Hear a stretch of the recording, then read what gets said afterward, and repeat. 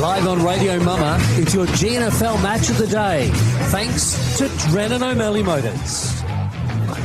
And a very good afternoon and welcome to Radio Mama and Radio Geraldton's Drennan O'Malley Motors Game Day. We are your home of GNFL footy. Glenn Barton, Peter Forenza with special comments from Matthew Paddock today. It's round 14 of the GNFL Geraldton Community Bank Premiership season with thanks to Great Southern Fuels. With our game coming live from Red Dust Holdings Recreation Ground today with the second place Railways hosting the undefeated top side Rovers. In earlier games today with thanks to the City of Greater Geraldton and Kirralee War, the member for Geraldton, we can tell you in the Colts, Railways 26-11, 167 defeated Rovers 2-1-13. In the reserves, Railways 19-10, 124 defeated Rovers 2-2-14. And in the women, pretty entertaining game. Railways 3-5, 23 defeated Rovers 1-3-9. So Railways have started the day very well. Can they continue it when they take on Rovers, who have been in very good form and had a big win last weekend? Railways are coming off a bye, so they should be fresh and ready to go. Other games this weekend out at Mazzucchelli Oval, the fourth place Chapman Valley host the third place Brigades. That league game about to get underway there at Mazzucchelli Oval. In earlier games today in the Colts, Chapman Valley 13-7, 85 defeated Brigades 3-2-20. In the reserves, Brigades 9-6, defeated Chapman Valley 1-4-10. And in the women, Chapman Valley 11-10, 76 defeated Brigades 1-1-7. The other game is out in the country as well, and it's out at Mullawa. Mullawa, the bottom side hosting the fifth side Towns. In earlier games today in the Colts, Towns 8-5, 53. They defeated Mullawa 5-8, 38. And in the reserves game, which just concluded, another big win to Towns. Towns 23-10. They have defeated Mullawa 4 behind. So a big win there to the Towns Bulldogs in the reserves. So we're here for the big one this afternoon. And so, in fact, it's 25 goals for Mullawa against 25 goals for Towns against Mullawa. So that's a big win there indeed. And we'll keep you up to date with the quarter-by-quarter scores from around the grounds today. But we are here at the recreation ground for the big one. Railways up against Rovers, joined in commentary by Matthew Paddock and Peter Fiorenza. And, gentlemen, a big afternoon of footy ahead of us. Yeah, certainly going to be a big one, Glenn. This corresponding game, well, it only seems like a few weeks ago, was at Daimler Truck Oval, Greenock Oval, to those that aren't in the know, when Railways, Matty Paddock, almost stole the show from Rovers, but it was a seesawing affair, the Demons getting over the line in what was a thriller. Yeah, well, if that game is any indicator of what we're about to see today, we are in for a fantastic game of footy. Conditions are great. The wind was strong before, but it appears to have died off, so there'll be absolutely no excuses at this stage. I say that as a gust blows into the commentary box, so I'm on fire early. But yeah, it's a couple of teams that have going to compete in September, and you know, Railways will be looking to knock off the undefeated Rovers, and Rovers looking to keep that streak up. And if you're driving along Francis Street today and you're wondering where are Railways, well, they're wearing white type Guernseys today, Glenn, and it has the Indigenous design because of course last week was the Indigenous round, but Railways had the bye. That's right, so they're wearing the white strip today against the red and black, and the Rovers side are also wearing their Indigenous strip also today. Looking at the Rovers side from the fullback line, Jake Criddle, Kobe Simpson, Jamie Geyer. Halfbacks, Tristan Simpson, Kobe Bursell and Bo Simpson. Centre line, Sean Brennan, Josh Simpson and Kane Simpson. Half forwards, Chris Scott, Sheldon Nelly, Farron Parfitt. And the full forward line of Brad Roworth, Clay Azevedo, Gabriel Parfitt. First ruck is Blake Tazewell, Tom Denton, Jason Daniels. Interchange players, Kyson Credelli, John O'Manato, Stuart Egan and Dwayne Neville. I thought it was a bit strange that you missed Sheldon this morning. You didn't think he was in the lineup. No, that's right. Yeah, but he certainly is. Yeah, he was a bit of a star last week, wasn't he? He was. He played well. It's probably his best game for a long time. Yeah. So it'll be interesting to see how he goes today. He's an exciting player, and we know that Rovers have got plenty of them. And Matthew, you've got the Railway side in front of you. I certainly do, starting from the back line. So Sam Scally, Riley Evans, Jager Williams. Halfback, Cody Ditchburn, Geordie Williamson and Darcy Rowe. In the middle, Ted Kerr and Mitch Boyle on a wing, and Jesse Adamini in the middle. Up forward, Cody Giltro, Drew Tunbridge and Darcy Giltro. Full forward line, Blake Bunter, Ben Saunders and Matt Kimberley. In the ruck, Flynn Dillon, he'll have a big day today. Sean Fletcher and Jace Price. and starting on the bench, Liam Clarkson, Blake Messina, Kobe Ryan and Damien King. And we're about to see the Indigenous round get underway. There'll be a welcome to country. We won't be able to hear it because we haven't got microphones down on the ground, but we're not being rude. We certainly pay tribute to traditional owners, and this Indigenous round, very, very important for GNFL footy, but it was a opportunity for people to see both sides line up and prepare. The Rovers side at one end, the Railway side in front of their club rooms, and the umpires as well. So we're getting prepared for the big one this afternoon, round 14 of GNFL footy. And Matthew, how do you see this game? Is it Rovers or Railways for you? Yeah, I think it'll be a close game and great for the neutral, I think, either way. I don't expect the game to be too far on either end. I think it'll be a close one. You just think that with Rovers still undefeated and Railways looking to prove themselves, they just might have the edge. Just at home, thinking that, you know, they have to win this match, just to prove to themselves that they can do it and they can beat this side. So... And I think Railways are every chance. That's an interesting one. We just saw the toss of the coin. It was very interesting indeed. Fletcher. Don't know why he did that. He went against the breeze. At the recreation ground in August, September. You think Carl Peratino has been channeled. Because he's kicking in the first term against about a 2 to 3 goal breeze. So that's an interesting one. But yeah, so Sean Fletcher won the toss. He was doing the toss against the captain. He was pretty adamant. Yeah, they went straight away. So they were going to lock down early and try and hold them back. But we've seen throughout the day, Matthew, you've been out there looking around, and it's certainly a breeze that is pretty handy. It looks to be about 2 or 3 goals, you reckon? Yeah, I think that'd be fair to say. Certainly going with the breeze is handy. So yeah, perhaps a bit of insight. Maybe they think they'll come home with it. I don't expect the wind will change too much. No, it'll be ongoing, that's for sure. But it's always a worry, isn't it? If you don't get a good start, and Rovers do, you're a long way behind to start with. So was it 2014 Port Adelaide versus Richmond? That's right. And Trent Cotchin famously picked the wrong way, and Port Adelaide never looked back. No, that's right. So, yeah, it's an interesting one. There's been lots and lots of situations invariably. We saw it happen in the Colts campaign down at Country Week as well, in the grand final in Division A against Great North and the Southwest. Captain pointed the wrong way, thinking he was pointing with the breeze. He said, I'm going with the breeze, and pointed the wrong way. So, yes. I hope that sickness hasn't got through, or that illness has been picked up by Railways today. And, of course, our umpires, the Sandra Carr MLC umpires, setting themselves for a big day. This could be a grand final replay or a grand final rematch. Who knows? The two sides up near the top. There's Rovers, we know, will finish in top spot, so they'll certainly play in the second semi-final. But Railways and Brigades fighting out for that second spot. And our Sandra Carr MLC umpires this afternoon. Plenty of experience here. I've seen a lot of games over the years and done plenty of great umpiring from the GNFL. Darren Forrester, Paul Luxton and Robert Bennett. Robert Bennett will be the senior umpire to start the game and get us underway. We've got the big ruckman getting prepared, and Flynn Dillon is the ruckman for the Railway side, and we've got Tayswell doing the rucking for Rovers. But it is funny to seeing Railways in different uniforms. It does take a little while to pick up who the players are, but we should be able to see the numbers today, which is a bonus.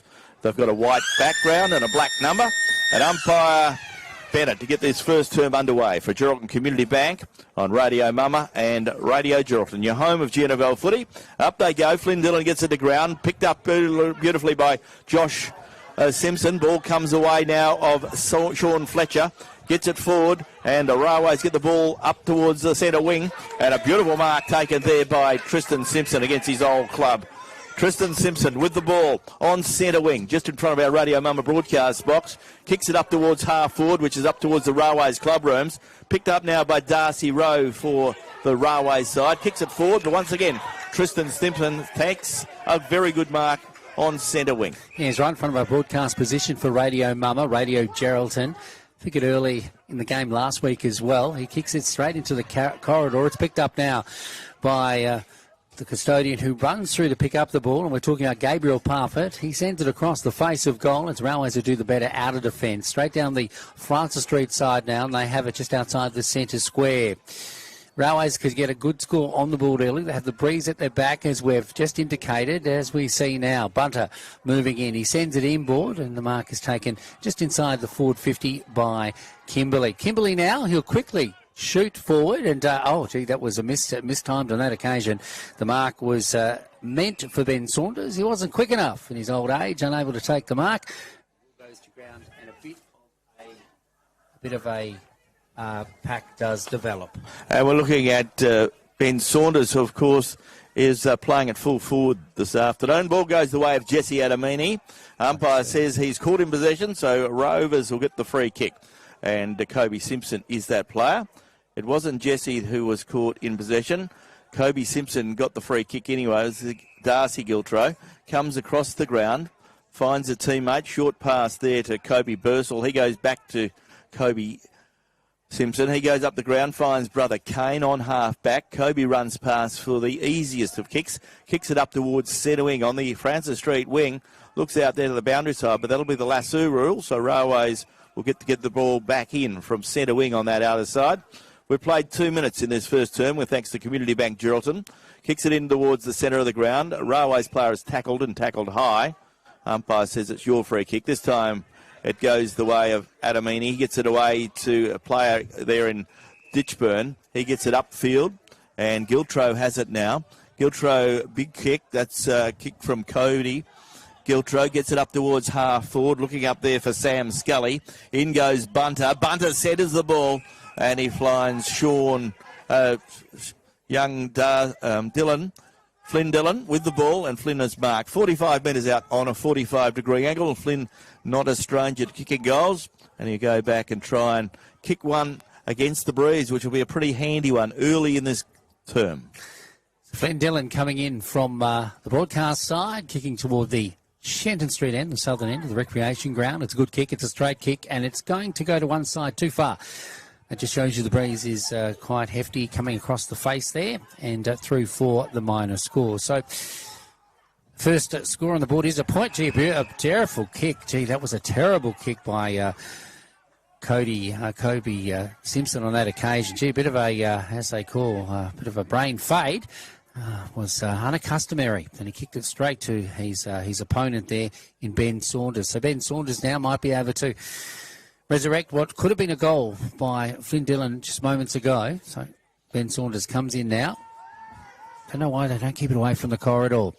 And Ben Saunders misses as well. So let off the hook there, Kobe Simpson. But that was a bit of a brain fade, if you could call it that, just a moment ago, Matty Paddock.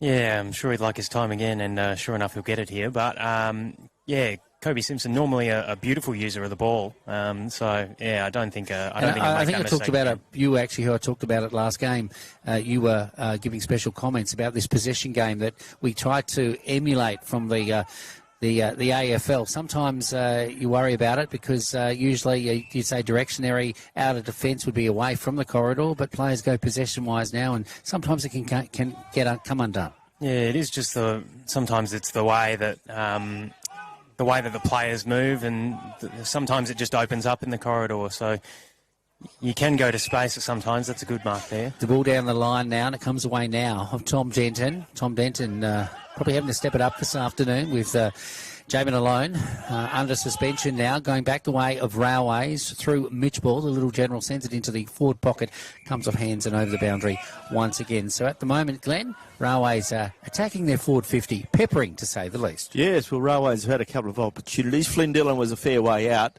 but really Ben Saunders was 25 metres out pretty well directly in front. So that was a costly loss, but Railways are doing what they wanted to do. They're kicking against the breeze. The keeping Rovers have hardly had the ball in their forward 50. Goes the way now of Adamini. He works hard, puts a good pressure on the Rovers player, and umpire Luxton will come in and throw the ball up. Umpires this afternoon, umpires Paul Luxton, Robert Bennett and Darren Forrester. The Sandra Carr MLC umpires this afternoon. Comes the way now of the player there in Daniels. He gets it out towards Roworth. Roworth kicks it in towards the centre, gives it to Parfitt. Parfitt gets it away to his brother. Comes the way of a Rovers player who's caught in possession. Umpire said he didn't have prior opportunity. That young player, Roworth. Bradley Roworth. Very lucky on that occasion, then I thought. Yes, umpire gives him the benefit of the doubt. Goes the way now of Flynn Dillon. Knocks it to ground. Flynn Dillon was interfered with. Flynn Dillon, no, it's Jesse Adamini was... No, Flynn Dillon was the one, so he's got to come back and take the kick. So we're going to go back. So Jesse Adamini didn't get the free kick. It was Flynn. Flynn Dillon on centre wing. Goes right across the ground. Dangerous kick. Puts his teammate under pressure. Beautifully picked up by Sheldon Nelly, who put the ball down. Umpire was unsighted. Comes the way now of Kimberley. Kimberley goes by hand, and Railways are out of trouble. Well done there by Cody Ditchburn. He goes out wide. Finds a teammate on centre wing on the outer side. That's Ted Kerr. Ted goes up towards half forward, looking up there for a teammate. Rovers players everywhere. Rovers can clear now through Denton, but Denton takes them on. He's caught in possession, and the free kick goes the way of Railways. At the moment, the Rovers players are hit and trying to kick and giggle at the moment. It's not paying off as they get out of defence. They're lucky the bounce is not going the way of Railways as they come out of defence once again. Can they do something here? Roworth gets another bite of the terrier. Does he? Goes over the head now of the player there running onto it. And they're talking about Clay Azevedo, but the line comes up all too quickly and the ball goes over. A very fast game this afternoon. Nice and open in the early stages of this big clash at the recreation ground. Rovers, will they remain unbeaten this afternoon? Railways have other ideas. The ball goes in now, going the way of Farron Parfitt. Gets it to a teammate who quickly puts it onto his boot and goes forward under the guise of that player there. And we're talking about Jason Daniels. He sends it only into the arms of the Railways defenders. And they ricocheted back straight down the middle. And the ball is with Tunbridge. Tunbridge has come right down the ground now, usually playing right down in defence. He's brought the ball up. He's pushed the defence of Railways up. And it's starting to reap rewards. On the far side now, it goes the way now of the player there in Giltrode. Giltrode in the far corner on the Francis Street side. Sends it inboard, unopposed. Player comes through and takes the mark. He plays on now. That's Flynn Dillon. Oh, look at that. Mitch Boyle. He was all on his lonesome, and now we'll have a shot on goal. A little bit far out for Mitch, but he'll automatically play on, as you'd expect. He kicks into space, and there are just Railways players opening up everywhere. They'll goal from here, one would think. They turn around, and they do, and that player was Cody Giltrode, and he didn't waste any opportunity. A good passage of play. Started off just outside the forward 50 there by Mitch Boyle, and Railways have their first goal, and the first goal of the encounter on the board. Yeah, good effort there from Cody Giltro. And so far, so good, Matthew Paddock, when it looks to see that Railways have steadied a little bit quicker than Rovers, but they haven't got the score on the board, but they're starting to. Yeah, it was interesting. At the start, it almost looked like both teams were trying to play like each other. It looked like Rovers were trying to do that kick possession game, and Railways were trying to play on at all costs. But we saw there that passage of play. It's vintage Railways, you know, little short chip kicks. Find the right option, wait for the play to unfold, and we saw Giltro get on the end of one there. Okay, it's 14 and a half minutes gone, and this is the first term, and Railways have taken that long to get their first major of the afternoon, 1-2-8. They lead Rovers yet to open their accounts. They're kicking against 2 to 3 goal breeze. There's a bit of a pack develops just outside where the throw-up was, and the umpire will throw it up once again. So it is sheep stations here this afternoon. Both sides ready to assert themselves. Railways going into the finals want to make sure that they can take it right up to the Demons, who they will play in the finals. The grand final Simpson doesn't look too good. Question at this stage. That's a wide question. Simpson, you're talking about Josh Simpson. So Josh Simpson not looking good at the moment, and if he goes off, that is a blow to the Demons. I don't know whether he's done something to his ankle. It looks like it. He's twisted his ankle, but Railways doing the better again out of the middle. They seem to be more switched on, as you've mentioned earlier this morning, but Daniels has other ideas. He sends the first sortie forward, a few for Railways this afternoon with that kick going into the corner of the Augusta Street, now the old scoreboard, and finds the boundary. So the Demons keen to get a score on the board soon. On the Adam Hunter accountant's scoreboard, it is Railways 1-2-8. Rovers a no score. Rovers are going with the breeze. This is only about the second time they've been in the forward 50 in this first term. Can they score while they have it there? Boundary umpire puts the ball back into play. Railways get the best of it, goes forward. A Railways player takes them on. He tries to break a tackle. Umpire said he didn't have prior opportunity, and there'll be a throw of about 15 metres from the attacking zone. Can Rovers get a much-needed goal while they have the ball there? Ball comes the way of Railways. Lots of players around the ball. And a Railways player and a Rovers player run the ball through. And it's a minus score on the Adam Hunter Accountant scoreboard. First score of the day to Rovers, 1 point. And Railways 1-2. Ball comes back into play, but only as far as Jason Daniels. He's a pretty good goal sneak, this fella, for the limited time that I've seen him play so far since coming to Geraldton, Glenn. But he got a couple of good goals last week, and he's on a 45-degree angle, kick from about 45. So Jason Daniels, can he get the first one on the board for the Demons? They need it. They've got a 2-goal breeze at their back. There goes Daniels' kick. Looks pretty good off the boot. Goal umpire doesn't move. And on the Adam Hunter account scoreboard, Rovers go to 1-goal-1, and Railways to 2-goals-1. 1-goal-1 as well, I think. So the old scoreboard turns over. And, a goal to the Rovers side. And score there to Jason Daniels, a beautiful goal. It was a beautiful goal. Matty Paddock, Jason Daniels, we talked about him on Footy Forum this morning, part of Sports Shed Saturday, a player that's been able to move comfortably into the Rovers lineup because he's a bit of a bit-part player but has a lot of talent. Yeah, it's when you can play any role, which it seems like he can do, it seems like you could throw him in the middle or throw him up forward. He'd probably look pretty good off a halfback as well. So he's just slotted in nicely and, good finish there. Ball back in the middle now with umpire Luxton. Rovers scoring the last goal, evening things up a little. A point is the difference in favour of the Blues. Here on Radio Mama, the home of GNFL football. Kimberley comes out but loses control, goes away of Denton now. That's a bit of a contest in the middle this afternoon. Back away now of Adamini under pressure. He gets it to a teammate who gets it back to Adamini, puts it onto his boot, sends it inside the forward 50. Because that player in Saunders couldn't take the mark, beaten on that occasion. Rovers out of defence. There's Daniels again. He spins around on a 50-cent piece, gets it to Azevedo. He'll be closely checked this afternoon because he certainly is a player of note and one of the major players in the competition. Playmakers, I should say. The ball back with Adamini now. Adamini looking at his options for Railways. Sort of corralling the Rovers' defence at the moment as they send it forward. Nice mark taken up the ground. On this occasion, it's taken by Cody Giltro, the little speedster. Puts it inside the forward 50, and diving on top of it is the defenders of all defenders. I'm talking about Jamie Geyer.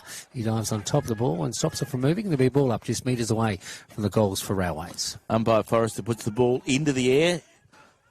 Flynn Dillon knocks it to ground. Rove beautifully by Bunter. Blake Bunter puts it on his left boot, kicks towards half forward, goes the way of Kobe Ryan. He shoots the ball forward, but it's not a good kick. Lack depth, goes the way of Bo Simpson in defence. He goes to Kobe Simpson, that is. Kobe Simpson goes across the ground and picks out a teammate, and that teammate did very well there and has control of it. Goes out wide, gives it back to the player. That was Bursell who got it up towards Simpson, Tristan Simpson.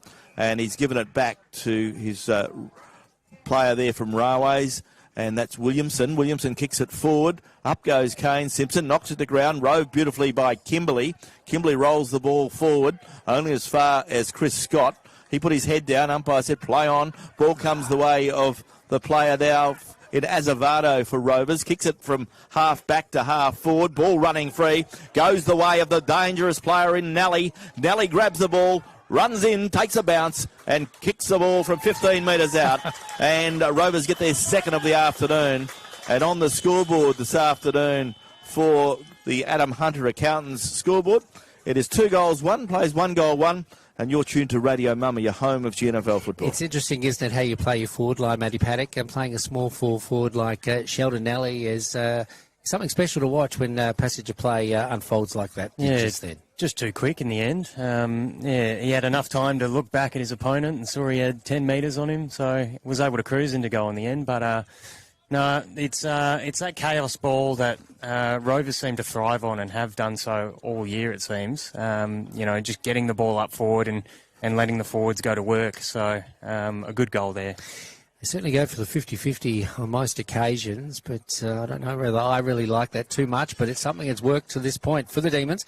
They sit comfortably on top of the premiership table, and that is evidence enough. The ball on the half-back line going the way of Railways now as it goes to the outer side and goes the way now of Kimberley. Kimberley in turn sends it to the Francis Street wing. Railways still have possession, or do they? Caught all in all sorts of bother now. The umpire sees a free kick going the way of Giltro. He was dealt with late, and he'll get the free kick. Giltro, a bit of a worm burner.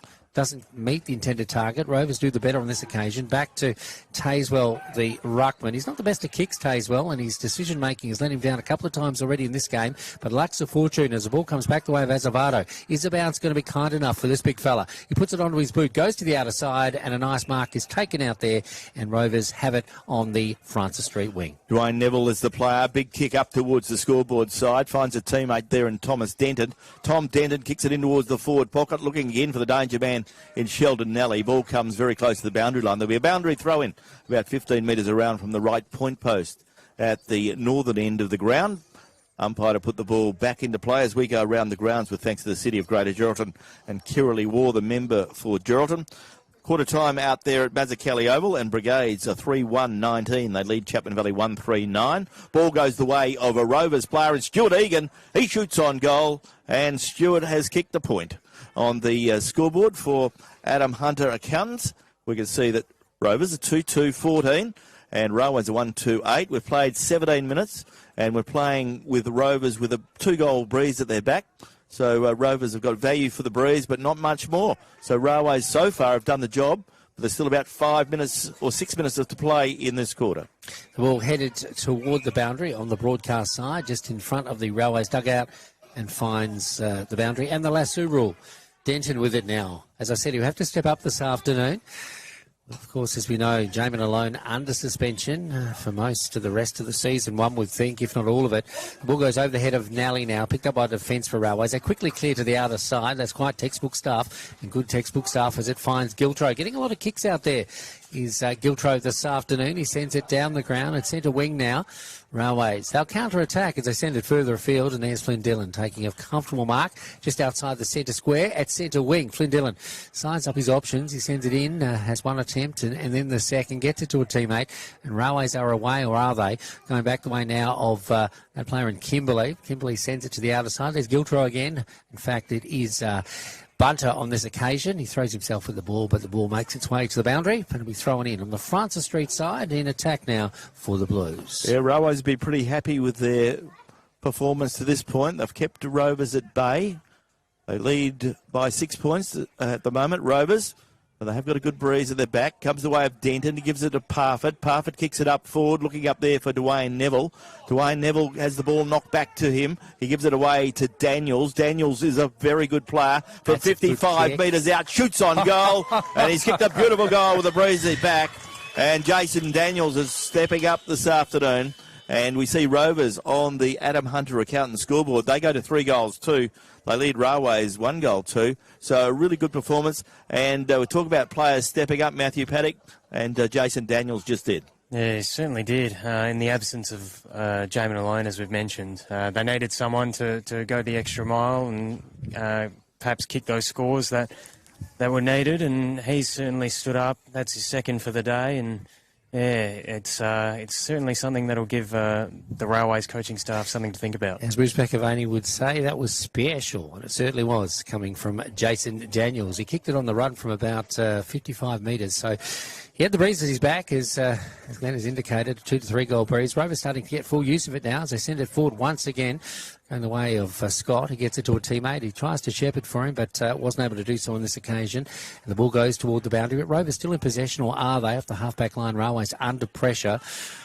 Back outside the centre square, almost at centre wing, going the way now of a player in Flynn Dillon. He racks up possessions around the ground, or just in the middle, as the Premier Ruckman in the competition. Giltro sends it inboard. That was a beautiful kick. Going the way now of a teammate who finds a kick inside, well, almost lace out, but the defender for Rovers did pretty good on that occasion, and that was Simpson. Simpson loses possession, though. Goes back the way of Railways, but is it all Rovers in defence? Well, a Railways player is there. He almost won, beating 2-on-1, but coming back the way now of Kane Simpson. Out on the wing it comes, and picked up now by John Monardo. Monardo sends it inboard, and there it is. The mark is taken by Gabriel Parfitt. The captain send it further afield, and Rovers are away, or are they? It makes things difficult for themselves going back into the corridor. One would think if they went wide, they'd use the run and start a lot better, but they know better than me, perhaps. The ball going back the way now of that player in Parfitt. Puts it onto his boot. That's a nice kick by Farron Parfitt inside the forward 50, and it bounces through for a goal. Farron Parfitt, you little beauty. Yeah, Farron Parfitt made it work. And we're moving into time on now. 20 minutes gone. So the next 5 minutes are going to be crucial. We've seen the Rovers have kicked 3 unanswered goals. They kicked one on the 10-minute mark, the 14-minute mark, the 19-minute mark, and now the 21-minute mark. So the scoreboard for Adam Hunter Accountants is Rovers 4-2-26. Probably reflecting the true result, true return from that breeze, Glenn. Now Railways are 1-goal 2-8. So an interesting scoreline. And now the pressure's back on Railways, Matthew. Yeah, it certainly is. For all their good work in the first sort of 10 or 12 minutes of this quarter, they had repeat shots on goal and just weren't able to capitalise to the full extent. And, as we said, Rovers with the breeze now, able to kick away. So need a response from Railways. The two last goals from Rovers, both kicked outside the forward 50. Can they do it again as the ball goes away now of Denton? He's working hard in the middle, tries to get it to a teammate. He's tackled high and maybe starting to benefit from a few free kicks now as Denton elects to go. Oh, gee, that was a poor decision by Denton. He had all the time in the world, kicks it straight down the throat of his opposite number. The ball going the way now of Rovers. I should say Railway. Straight down the middle of the ground it goes. But there's Kobe Simpson. Rocker Gibraltar gives it away to his brother, who puts it onto his boot and finds Scott. Scott in front of our broadcast position for Radio Mama, the home of GNFL football. Had a good game last week, but really wasn't tested out of the valley. Let's see what he can do now. The ball going inside goes away of Jake Criddle. His dad, Mark Criddle, watching with his pop this afternoon.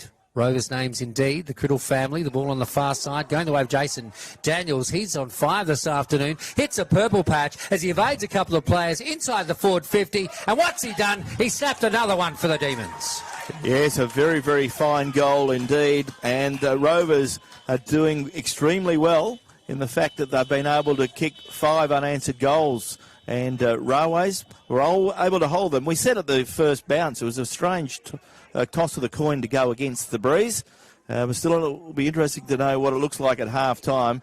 But on the scoreboard for Adam Hunter Accountants, it is Rovers 5-2-32. Railways a 1-goal 2-8. It's at least a 3-goal breeze now, Glenn. It's quite consistent, isn't it? It is, and a very fine goal. Jason Daniels has been a star. He's kicked 3. Farron Parfitt's kicked 2, and Sheldon Nally's kicked 1. Just throwing off a couple of tackles there, Matty Paddock was special, wasn't it? Yeah, it certainly was. What I wouldn't give to have that skill, to be able to take on a few players and get past and kick a nice goal. But, 3 for the day for him already. Denton telling him to slow down. Yeah. Goes out wide and finds Ted Kerr. Ted Kerr on centre wing. Railways need one to steady the ship as they head towards the quarter-time break. This first term with thanks to Community Bank Geraldton. Railways have it on centre wing. They get it further afield. But once again, Rovers fighting hard. See the ball across the boundary line. And the boundary umpire will come and throw the ball in. About 75 metres around from the left point post at the southern end of the ground. Boundary umpire to put the ball back into play. Time ticking by, so there won't be a lot of time left in this quarter. But Rovers will be pretty happy with the way they've set their game up with a very good first quarter. Goes the way of Tom Denton. Denton usually uses the ball well. Grabs it, kicks it up towards half forward. Ball running free. Ball slapped forward cleverly by the Rovers player there in Egan. Gives it away of Parfitt, but he gave it back to the player. And they have another opportunity now. Railways, that is, on the half-back line. Umpire says the ball was held to him, had no prior opportunity. And umpire Luxon will come in and throw the ball up. About 55 metres from goal for the Rovers side at the southern end of the ground. Time ticking away in this, the first term. Northern end of the ground, the end to which the Rovers are kicking with a breeze at the back. Now of Gabriel Parfitt. He turns around, shoots on goal. It's fisted away fiercely by the defender in Tunbridge for Railways and finds the boundary. So the Demons certainly taking the dying stages of this, the first term. I'm not sure about that clock, Glenn. Maybe it had, 25 minutes gone. There you go. Just looking at the wrong side. So time ticking away. Can Rovers get another score on the board? Let's see what can happen now. Deep attack now for the Demons. The ball about to be thrown in at the Augusta Street end, as Glenn said, the northern end. And certainly in the latter stages of this term have certainly risen to the top. The ball coming in now. Players setting themselves. Inside the corridor it goes. It's Railways who get to knock it away, but player is quickly set upon. And the siren sounds just in time for Railways to consolidate, and Rovers going into the first quarter-time break here at the recreation ground. It is Rovers 5-2-32. They lead Railways 1-8, and you're listening to Radio Mama, the home of GNFL football.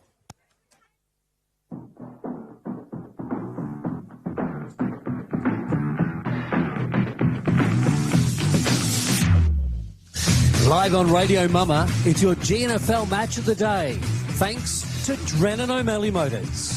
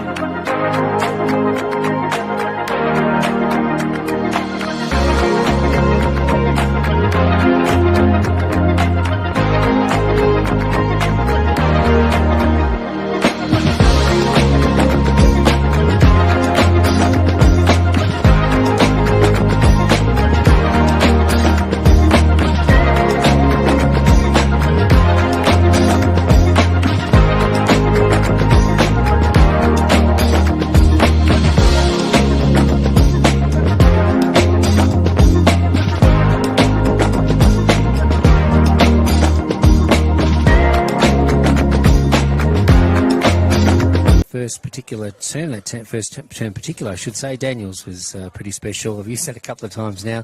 Denton in the middle has really upped the ante. Gabriel Parfitt, Farron Parfitt, Scott, and Kobe Simpson in defence. Yeah, I think the Railways defenders have been the best. Drew Tunbridge has been pretty good. Also, Cody Ditchburn working hard, and also Riley Evans. So they've been the standouts in defence, and they just haven't got a lot of the ball out of the midfield. We've seen Flynn Dillon come in and out. We've seen Jesse Adamini come in and out, and we've seen the two Giltro boys show their flair. But this will be a real test for Railways in this quarter, because they've really got to work hard and make hay while the sun shines, as it were, with the breeze at their back. So it'll be a very entertaining second term as we look at other games and what's happening around the region today. Out at Mazzucchelli Oval, Brigades 3-1-19, lead Chapman Valley 1-3-9. And up there at Mullawa, Towns are 5 goals to 32, Mullawa are 4 behind. So a very interesting situation. All grounds would be affected by the wind this afternoon. So it'll be interesting to see what the scores are at half-time. Our umpires this afternoon, the Sandra Carr MLC umpires for the GNFL, Darren Forrester, Robert Bennett, and umpire Paul Luxon to get the game Matty's just underway. been out there, Glenn. What do you reckon, what's been happening out there, Matty? Yeah, I was out in the Railways huddle there. Sean Reynolds mostly calm about the situation, recognising there's a significant breeze, but put it on his midfielders to be accountable on transition. That's where he highlighted that Rovers were getting the ascendancy, so use the wind to their advantage and be accountable. As we see, Sean Fletcher goes to goal from 50 metres out, but he's offline, goes through for a minor score, so it didn't take long to Railways to get the ball out of the centre. Flynn Dillon played his part. So Railways, with the pressure on them, they have the breeze at their back. It's a 2 to 3 goal breeze favouring the City end. So it'll be interesting to see how quickly they can use that breeze. Ball has gone over the back, and it's going to take a little while to come back. Who were some of the players that impressed you in that first quarter, Matthew Paddock? Yeah, I've liked the game, obviously, of Jason Daniels. He's been superb so far. 3 goals in the first quarter for Rovers, kicking the majority of their scores. So he's been red hot so far. For Railways, like Cody Giltro's game, he's, not the biggest guy out there, but he might have the biggest heart. He flies for everything and gives it his best. So I think those two have been pretty standout for mine. Tristan Simpson for Rovers, he's had plenty of the footy as well. And Cody's brother, Darcy, I thought. Ball out of defence now. Kane Simpson sends it down the line. And man of the moment, Daniels, takes the mark. Daniels now in front of the big grandstand here at the recreation ground. Finds Gabriel Parfitt. He marked off the pack and a bit of a push and shove as the umpire starts to get involved here. And, of course, he's actually given a yellow card to Gabriel Parfitt. Now, gee, that's interesting. He was well unsighted, so I don't know how he could give a yellow card where he did. But anyway, let's see what happens. Okay. 2 Rovers players have been sent off, so too a Railways player. So there's been yellow cards happening left, right and centre as umpire Luxon tries to put a lid on things early, Glenn, in this game. Yes, umpire Bennett heard a crowd member say something, an official of the club, and he gave him a warning. So the ball will be thrown up. There's 2 players from one side, one from the other. Umpire Bennett to put the ball into the air. Temper's starting to lift, and so's the intensity as players come from everywhere to get involved at this throw-up. Ball goes the way of Sam Scully. He slaps it to the ground. In goes player in Kimberley. A player was caught while in possession. Ball goes the way of Azevedo with the ball now. Clay Azevedo with the ball, centre wing for Rovers. Kicking against the breeze, kicking to the southern end. There goes Clay's kick up towards half forward, looking up there for Sheldon Nelly. Railways have the best of it, goes the way of Williamson, and Jordan Williamson sees the ball across the boundary line. There'll be a boundary throw-in just up from half forward. So the boundary umpire to put the ball back into play. There's about 7 or 8 players around the ball from both clubs, so plenty of intensity on the ball carrier. As you'd expect, this top-of-the-table clash here at Red Dust Holdings Recreation Ground goes the way of Kimberley now. Matt Kimberley feeds it back to Williamson. Geordie Williamson gets a kick forward. Ball smothered off the boot. Comes the way of player in Darcy Rowe. Rowe gets a kick forward. Goes the way of Jesse Adamini. Adamini steady. Centres the ball again. Awkward kick, but it goes the way of the Railways player there in Evans. He goes by hand, goes the way of the hard-running player there in Ted Kerr. Ted Kerr kicks it in towards the forward pocket, and there'll be a boundary throw-in deep in the forward pocket. This second term, with thanks to Melissa Price, the federal member for Durack. And on the GBSC scoreboard, still very tight here at the recreation ground. Rovers are 5-2-32. Railways are 1-3-9. Let's hope things settle now, because we have a good game on our hands. We don't want to destroy that this afternoon as the ball goes away with Kobe Simpson now out of defence, gets it to a teammate who's quickly gobbled up. Brigades, I should say, Railways putting on the pressure to try and get some score early with the breeze at their back, and they find the boundary.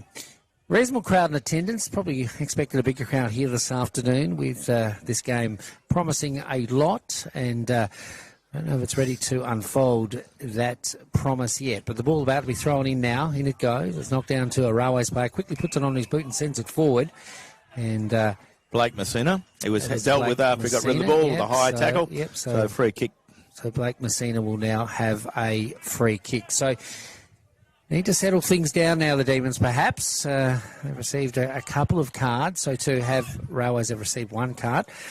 And they need to play some footy. Don't let the game get away with them. And check tempers, and that is all players indeed, as Messina now will have a shot on goal, kicking toward the Augusta Street end. So see what he can do. He goes around the man on the mark. He's not the best at kicks. It's going to go wide. A mark here be timely for Railways. They can keep it in, going the way of Kimberley. He sends it inboard. Railways still have possession, will do their Rovers defenders working hard to ensure that it doesn't go too far, and they do the right thing. I would have taken it through for a point if it was me. They don't realise they can do that in this competition. The ball coming out of defence now, going the way of Brennan. Brennan looks for some support there. Denton gets the ball, going across the face of goal. Gee, this is really making some errors, Rovers. They're going to cough up a goal here to Railways if they're not careful, as the ball goes forward and a mark taken right on the line. So Rovers, they need to clear it out of here, as Gaia does just that to the outer side. It is with the Demons on the Francis Street side of the ground. They send it low, but straight down the throat of the attackers for Railways. Railways through Giltro now. He sends it inboard, and they're corralling their opponents are the Blues, as it comes away now of this player. We're talking about Mitchell Boyle. He hasn't had a lot of it so far this afternoon, but he works with it pretty well when he does get the ball. The ball coming across the ground now, going the way of Riley Evans. Evans sends it inboard. There's Messina again.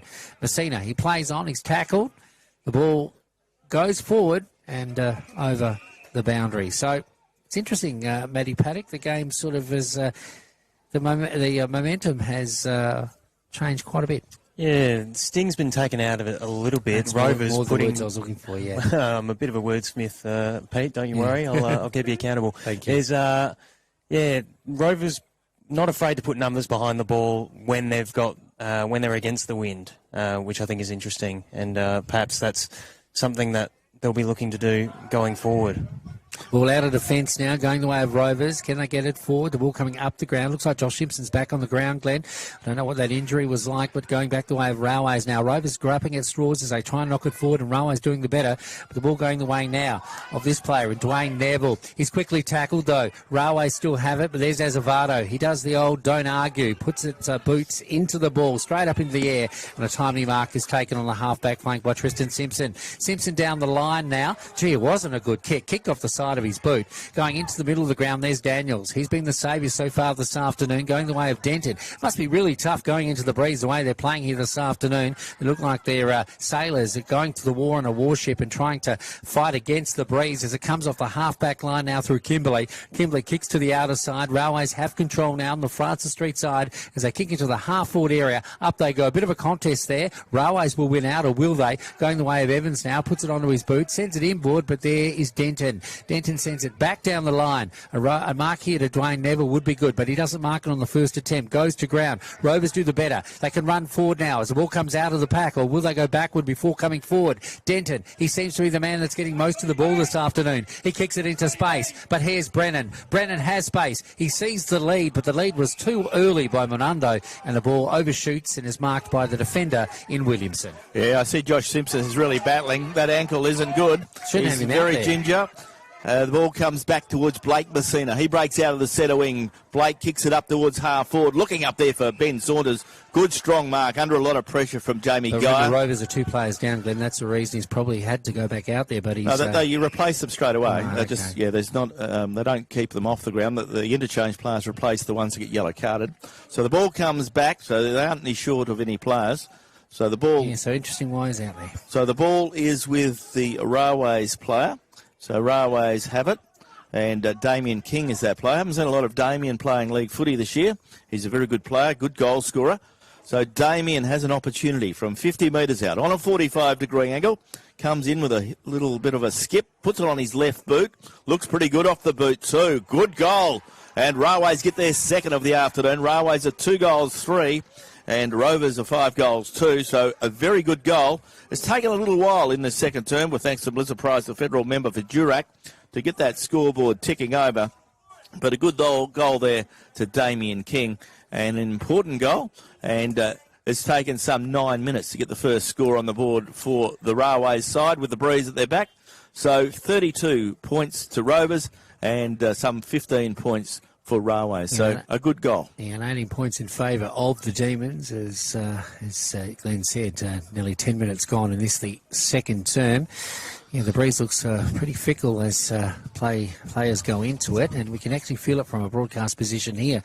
It's actually coming from a southeasterly direction, which means it would be cumbersome going down the line. So we've seen that with the Rovers players in patches during that in this particular quarter so far. The ball going the way of Adamini now, out of the middle, goes the way now of the player there in Boyle. He switches to the outer side. Brennan's there, though, for Rovers. He's beaten by the taller player, though, for the Blues, and they're away now. Messina getting rid of the ball in the latter stages, so in recent times. The ball comes in, and there he is. Blake Bunter goes up and takes a timely mark. The smaller man in that contest up against Kobe Simpson, the two helmeted players. And now Blake Bunter will have a shot on goal. So second shot in as many moments for the Blues. Blake Bunter will kick from about 40 when he gets onto this one, on a 45-degree angle at the Augusta Street end, straight through the middle, and suddenly Railways are back into this game at the recreation ground. Yes, on the scoreboard for GBSC, we see Railways are now 3 goals, 3-21, and we see Rovers are 5-2-32. So Railways have kicked the first 2 of the term. Damien King the first one, and now Blake Bunter the second one. So Railways working their way back into this game. Matthew Paddock. Glenn, we saw in the first quarter, Rovers, they started slow and then they just got on a roll. They showed that with this wind, you can score and you can score quickly. And now it seems as though Railways have gotten on the end of the couple, and they're playing a quick brand of football in this quarter, so they're using the wind to their advantage. Ball back in the middle now. The last goal scored by Railways. The scoreline 32 plays 21 in favour of the Demons. Trent O'Malley game day. The score brought to you by Melissa Price, the member for Durack, as it goes forward again for Railways, but Rovers do the better through Azevedo. Goes back now to the player there in Dwayne Neville. He sends it down the line, and there's Chris Scott with the ball. Gets it to Simpson. Simpson sends it inboard. Tazewell. He almost took the mark, but didn't decide in the end. The ball dropped to the ground. Railways do the better, or do they? They get it again through Denton. Racking up kick, sends it into space. Looks like it's Crudelli there, and he takes a timely mark just in front of our broadcast position. Crudelli now looking for options down line. The short chipping kick would be the way to go. He's looking for Sheldon Nally. He jumps up into the air, goes straight over his head, goes back the way now of Railways, who send it further afield, but there's Neville. He marks it centre wing. He needs to do something with it. He's trying to size up his options, kicking into the breeze, inside the forward 50. Daniels tries to take the mark, going back the way now of Kane Simpson. He can't take the ball any further. The ball goes back the way the defence of Railways. Ted Kerr gets it to a teammate there in Kimberley. Kimberley in turn to Boyle. Back to Kimberley on the far side now. Now Railways are running away through Darcy Giltro. It goes to the outer side, and it's Tunbridge who's down the line. The defender. He's figured predominantly in this game to this point, as he always does. He goes further afield. Railways can set something up here. Straight down the corridor it is. 2 Rovers players spoil each other, but it's fisted away on this occasion. Cleverly in the end by Gaia for the Demons. He sends it out to Crudelli. Crudelli can't take the ball. The ball doesn't bounce well for him. Goes back the way of Tristan Simpson, and the whistle does sound. It's further afield to Railways, and there's Sheldon Nally. A nice chip kick pass into the forward 50, but it misses the intended target of Daniels and is marked by the Railways defender. So there's a whistle on play. There's something going on. Umpires calling the ball back. Umpires are talking to each other. Umpire Luxton has seen something up the field and waiting for the decision. The ball's going to come back here. So a free kick. Kobe Simpson's given away a free kick up the other end of the ground. So the free kick will go the way of Railways. So Railways with the ball. Damien King is that player. Damien the backward side of the square, kicking with the breeze at his back, kicks it up towards half forward. Up goes Giltro. Ball comes to forward, picked up by Mundeo. He gets it forward, goes the way of Tristan Simpson. A lot to like about his game this afternoon. But Tristan took him on, and the umpire said you didn't get rid of the ball appropriately. And Jace Price gets the resultant free kick. Railways starting to get on top here this afternoon now in this particular quarter. They still trail on the scoreboard, but starting to get the run of the green, so to speak, as we see Ted Kerr go across the ground, going the way of that player for Railways in Tunbridge. Misses the intended target, going back the way of Azevedo. He needs to do something, Azevedo. Gives it to Simpson. Simpson goes laterally now and finds a player that plays on, and that is Denton. Denton is probably the biggest possession getter on the park as he finds this player in Crudelli. Credelli now at centre wing in the shadows of the grandstand. He sends it further afield. What's he aiming for? No one in particular. Goes straight down the throat of Cody Ditchburn. Ditchburn cleverly and most sensibly sends it inboard. The ball still with Railways. Going the way of Evans now. Evans stops inside the centre square, sizing up his options. Railways at a pivotal point in this particular quarter. They send it down the ground. The ball is marked by Riley Evans. Slowing down the ship is clever as they play on. Kicks into the man on the mark. Will Simpson be able to exploit that as he kicks straight down the middle? He does. It goes from Monondo to Simpson, I must say. And running onto it now is a player that probably should be able to finish it off. He goes forward now, does the Rovers player, but the bounce isn't kind. He should have easily collected that, but he didn't. The ball goes away toward the boundary now. Rovers do the better, or do they? They try to keep it inside their forward 50. The defence for Railways outnumber Simpson at the moment. As it goes back to a Railways player, he's quickly brought to ground, tackled, but the umpire says no prior opportunity, I think.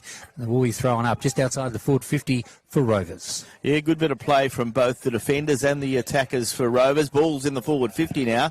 Goes the way of a Railways player in Williamson. He took them on, got rid of the ball in time. Goes the way of Adamini. Adamini goes out wide, gives it to Price. Price goes again, goes to the Railways player who kicks the ball shallow. Goes the way now of Azevedo. He gives it back to Jason Daniels. Daniels screws it around the corner, but Darcy Rowe comes out, uses his strength, takes the ball on, goes by hand to Ted Kerr. Ted Kerr puts a short pass up towards centre wing, looking there for Giltro. Giltro got an awkward bounce, and the ball, the lasso rule comes into play, and Tristan Simpson is the resultant free kick on centre wing in front of our Radio Mama broadcast box here at Red Dust Holdings Recreation Ground. Simpson sends it forward now, finds Denton. He tries to set something up, and that's a player to send it to, and Daniels. The bounce isn't kind. Daniels dives in front of a player, and that player has impeded Daniels, and he now will have a shot on goal. So that was probably an interesting one, and unlucky for, I think it's Ted Kerr on this occasion. Now Daniels will have a shot on goal. So he's been the most influential for Rovers to this point. Denton's getting a lot of possessions, but not coming off as well as he hoped. Azevedo's been good in the middle for the Demons as well. But Railways keep tending to ricochet everything that the Demons are throwing at them in this particular quarter. They may be slightly on top, but the Demons are fighting back now as Daniels has a shot on goal at the end, the Shedden Street end. He sends it inboard. It's a rough kick, goes inside the corridor. Can Rovers do something with it here? Going the way of Simpson. He's quickly almost tackled in possession. Players diving on top of each other. The umpires decide to go in and relieve the pressure. And there'll be a ball up there, Barndon, just outside the goals for Rovers at the Shenton Street or Southern end. 17 minutes gone in the second term, with thanks to Melissa Price, the federal member for Durack. Free kick's been picked out. Go the way of Railways, so they'll take the pressure off. So Railways have the ball in defence. Flynn Dillon is that player.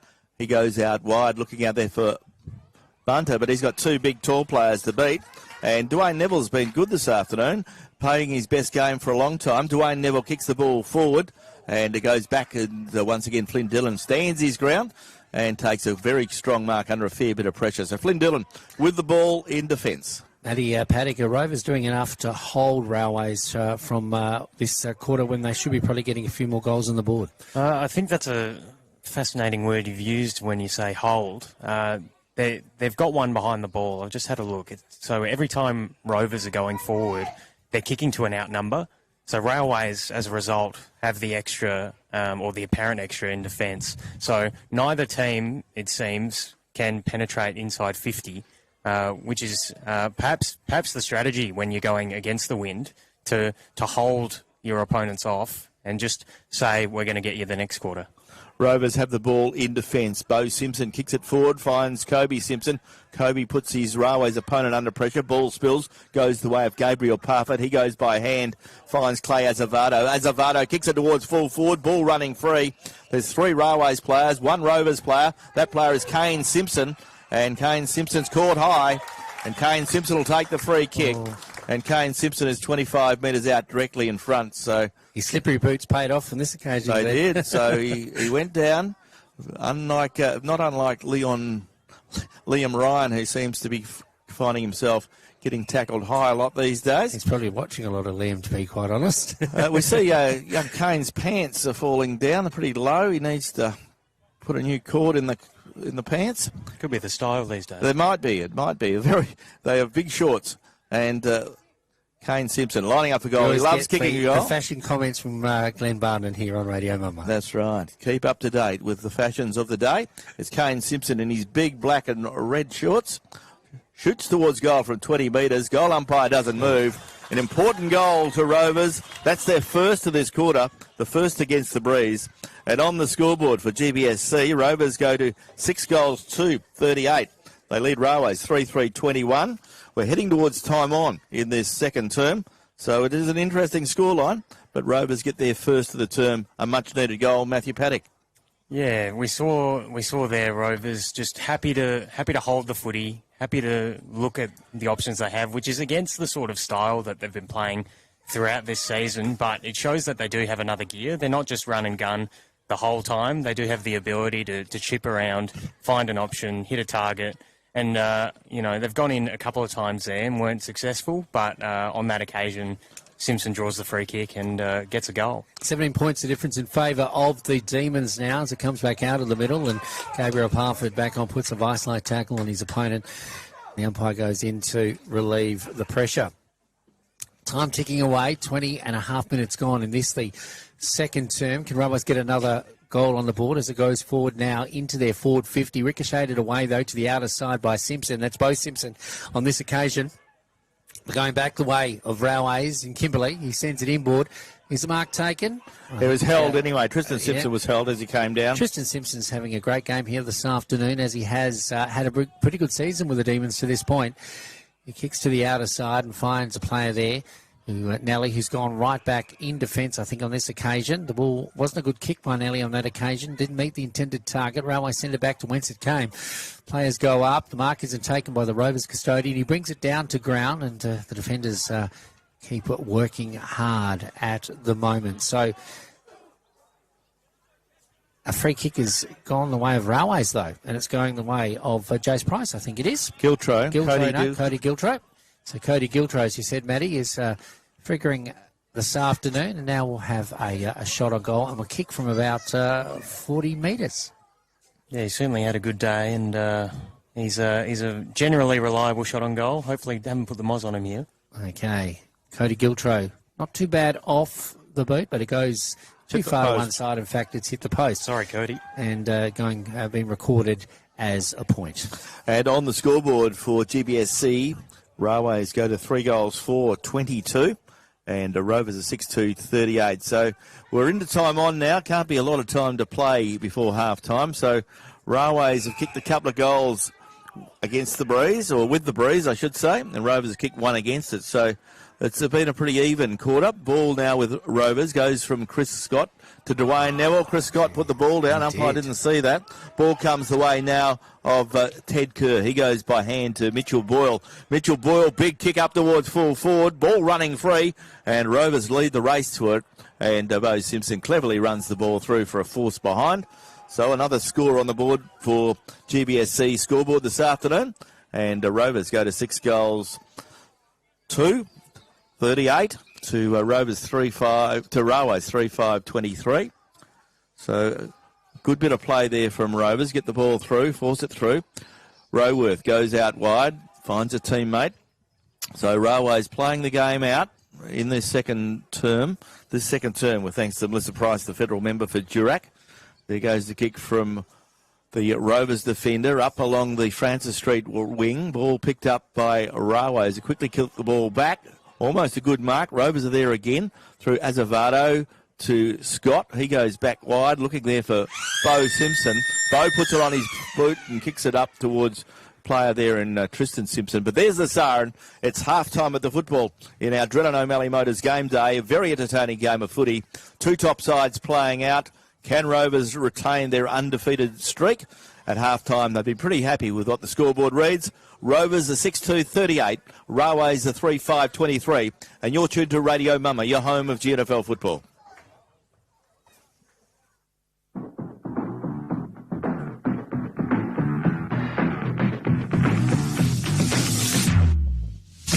You're listening to Radio Mama and the GNFL match of the day, thanks to Community Bank Geraldton.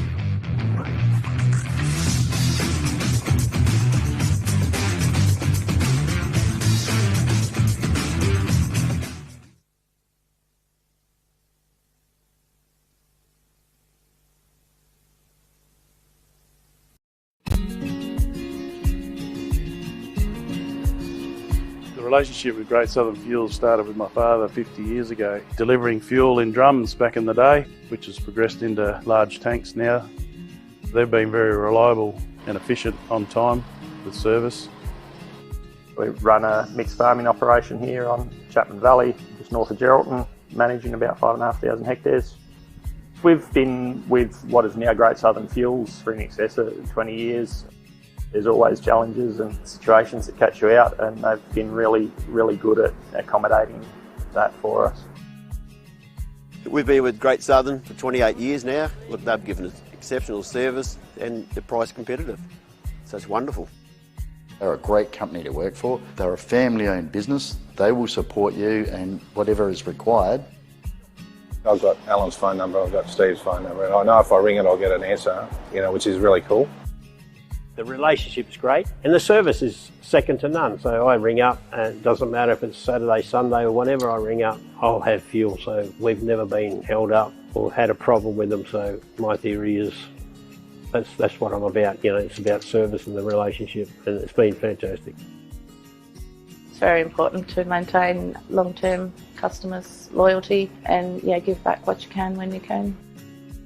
Great Southern Fuels is one of the few companies that I've been involved with that gives so much back to the local community. We support so many different organisations and country, sporting clubs, field days, farming organisations. We endeavour to give back. The community looked after us by dealing with us, and we just gave it back in what we could do. Footy club needs a hand, well, it's because they need a hand that you give it to, not the other way around. When you look at how they conduct themselves in the community, they've been a great supporter of the Livestock Transporters Association. Just incredible what they do.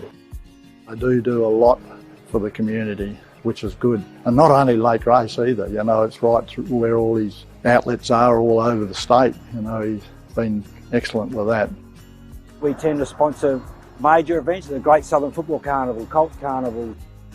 Across the board, I think sponsorships are a very important part of any community. I grew up in Lake Grace and footy was my life down there for a long time. Great Southern sponsored Lake Grace back then, and along with many other footy clubs and hockey clubs and tennis clubs, and we might not always be making a big deal out of it, but the people that get sponsored, they understand and they relate to it. They do a lot for the town, so I can't fault them. They've been brilliant. Great Southern Fuels have got strong values, and that shows in what they do. They walk the talk and they do what they do. You deal with people that are there and care about your business, and these people have been absolutely wonderful. I'm very proud of what Mum and Dad have achieved in their life and how they've structured the business, and it's all structured around our customers and looking after people and being in the right areas where we need to sell the fuel and have the support there and sponsorship. Being part of the community, even though we're not in that community, but our workers are there and that's part of us.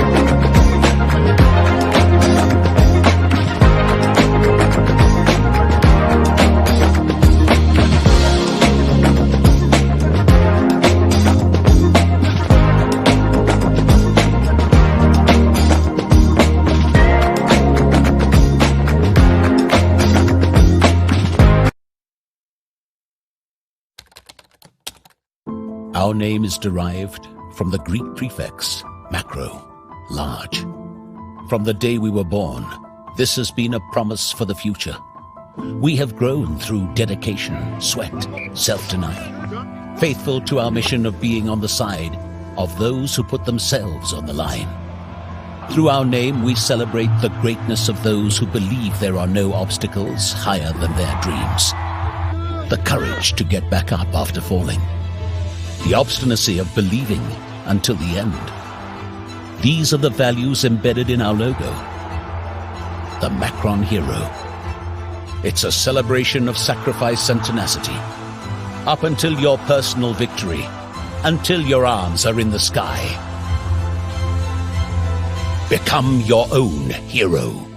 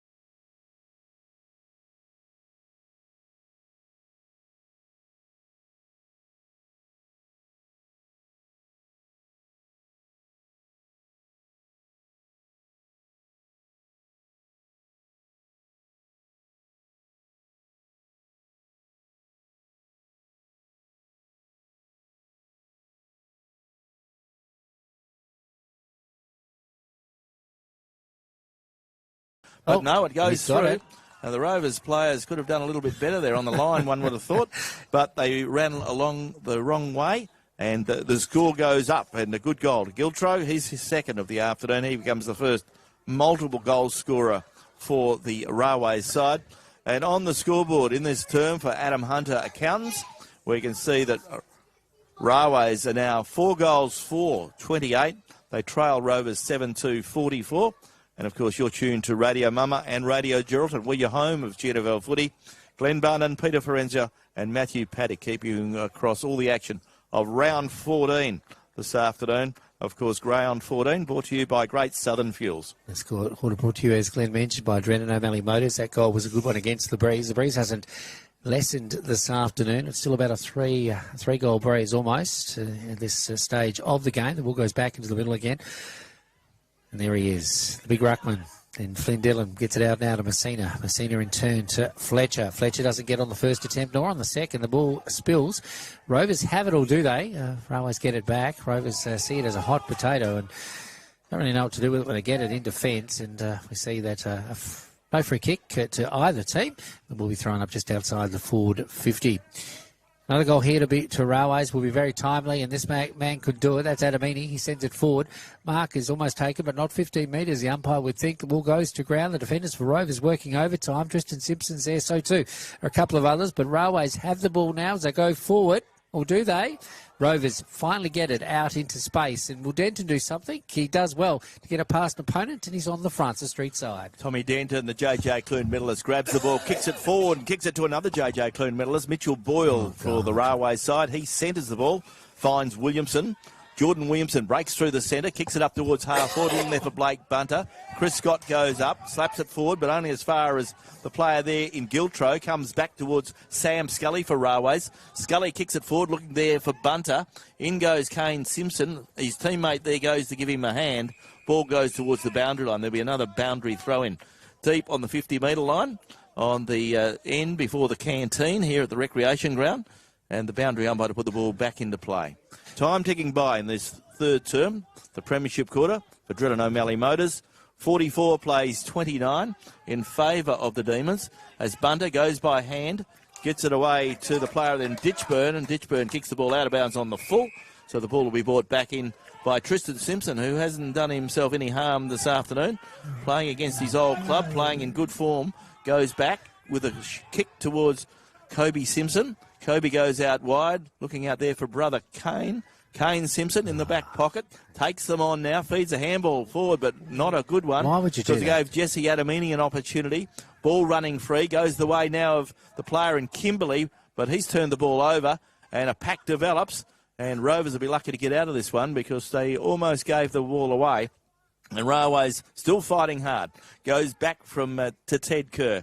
Ball socket cleverly forward by the Rovers player there in Blake Tazewell, but there's nobody back there for Rovers, and Mitchell Boyle's there for Railways. Mitchell Boyle steady, kicks it in towards the centre and finds Sean Fletcher. Always picks out a good kick, does Mitchell Boyle, and Fletcher marks and answers a challenge in the middle of the ground. He comes laterally now. Now to this player in Sam Scally. Scally, been under a bit of pressure this afternoon, sends it inboard and finds Adamini. Adamini now for the Blues. Sends it down the line and finds Liam Clarkson. Liam Clarkson, a nice little handball, gets it away to a teammate who's quickly set upon, almost caught in possession. One would say he's gone. And a free kick will go the way of the tackler on this occasion, and that's Chris Scott. Chris Scott at centre half back. Disposal for both sides has been iffy this afternoon. Winning the ball and then disposal letting both sides down. Rovers probably more so as the ball comes down the line now, and maybe an indication of that on that occasion. The ball goes toward the boundary. Brennan is the man in vicinity, and a free kick, in fact, is going the way of Blake Bunter. Bunter now sends it inboard, finds Clarkson. Clarkson just in front of our broadcast position for Radio Mama. Radio Geraldton finds this player. Coming a bit of a forward now is Tunbridge, a bit of a pseudo forward. Probably won't like me using the word pseudo, but there he is. Usually a marquee defender, sends it up the line, and there he is, making good position. And I'm talking about Flynn Dillon. Flynn Dillon now making their way up the ground, and That was a nice kick by Dylan. Didn't meet the intended target in the end and goes through for the minor score. So at the moment, Matty Paddock, Railway's doing everything to keep Rovers away from their goals. Yeah, certainly they're trying to go against the grain here. The pattern of the day has been scoring with the wind, and they're certainly trying to break that trend. Rovers just not able to find their way through like they were earlier in the game.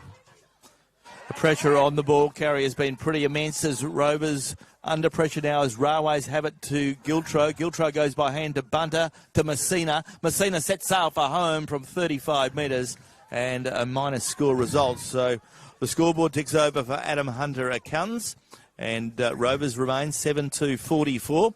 Railways are now 4-7-31. So 11 scoring shots to Railways, 9 scoring shots to Rovers. But Rovers still in the box seat because they're in front. But this is the last quarter that Rovers will have the breeze and Railways will come home with the breeze at their back. Ball goes from Simpson to from Cohen Simpson to Tristan Simpson. And Tristan Simpson breaks across the half-back line, kicks it up towards half-forward. Nobody there for Rovers. And a good mark taken by the Railways player there in Ditchburn. Ditchburn goes across the ground looking for Rowe. Darcy Rowe has the ball. And he runs around his opponent, kicks it up the ground, looking up there for Ted Kerr. Ted Kerr, steady, gets a short pass forward, looking up there for Riley Evans. Evans gets it up forward and finds Giltro. And Giltro has the ball 60 metres from goal. So Railways moving the ball, getting a little bit more of the ball than Rovers at the moment. They're moving the ball well.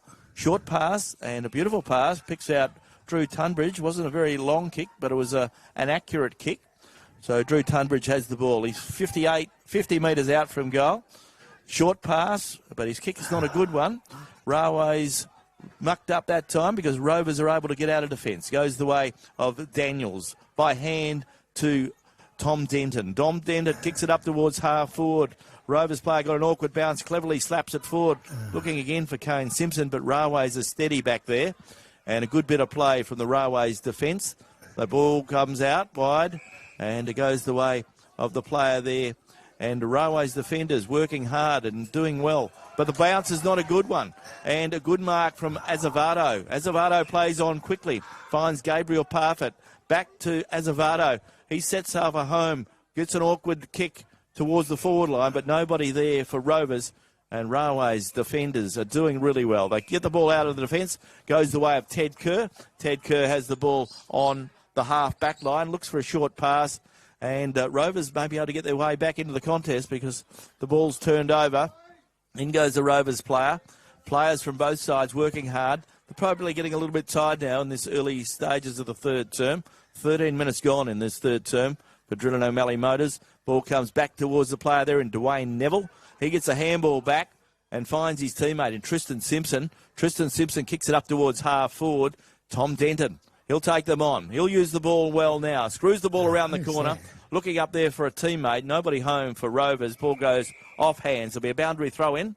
But the good thing is Rovers get an opportunity because the ball will be thrown in only 15 metres around from the right point post at the end to which they're kicking, which is the end with a breeze at their back. Yeah, the Augusta Street end, the recreation ground. One would think Rovers need a goal soon to make sure they keep their fingernails in front in this game this afternoon. The Breeze will be with Railways in the final term, and they've been working very hard to make sure Rovers don't have many avenues forward in this, the third term. It's 14 minutes gone on the clock, and it is 44 plays, 31 on the scoreboard in favour of the Demons. So the ball's coming back from out the back box now. We're just waiting for it to come back in. Of course, the clock continues to run.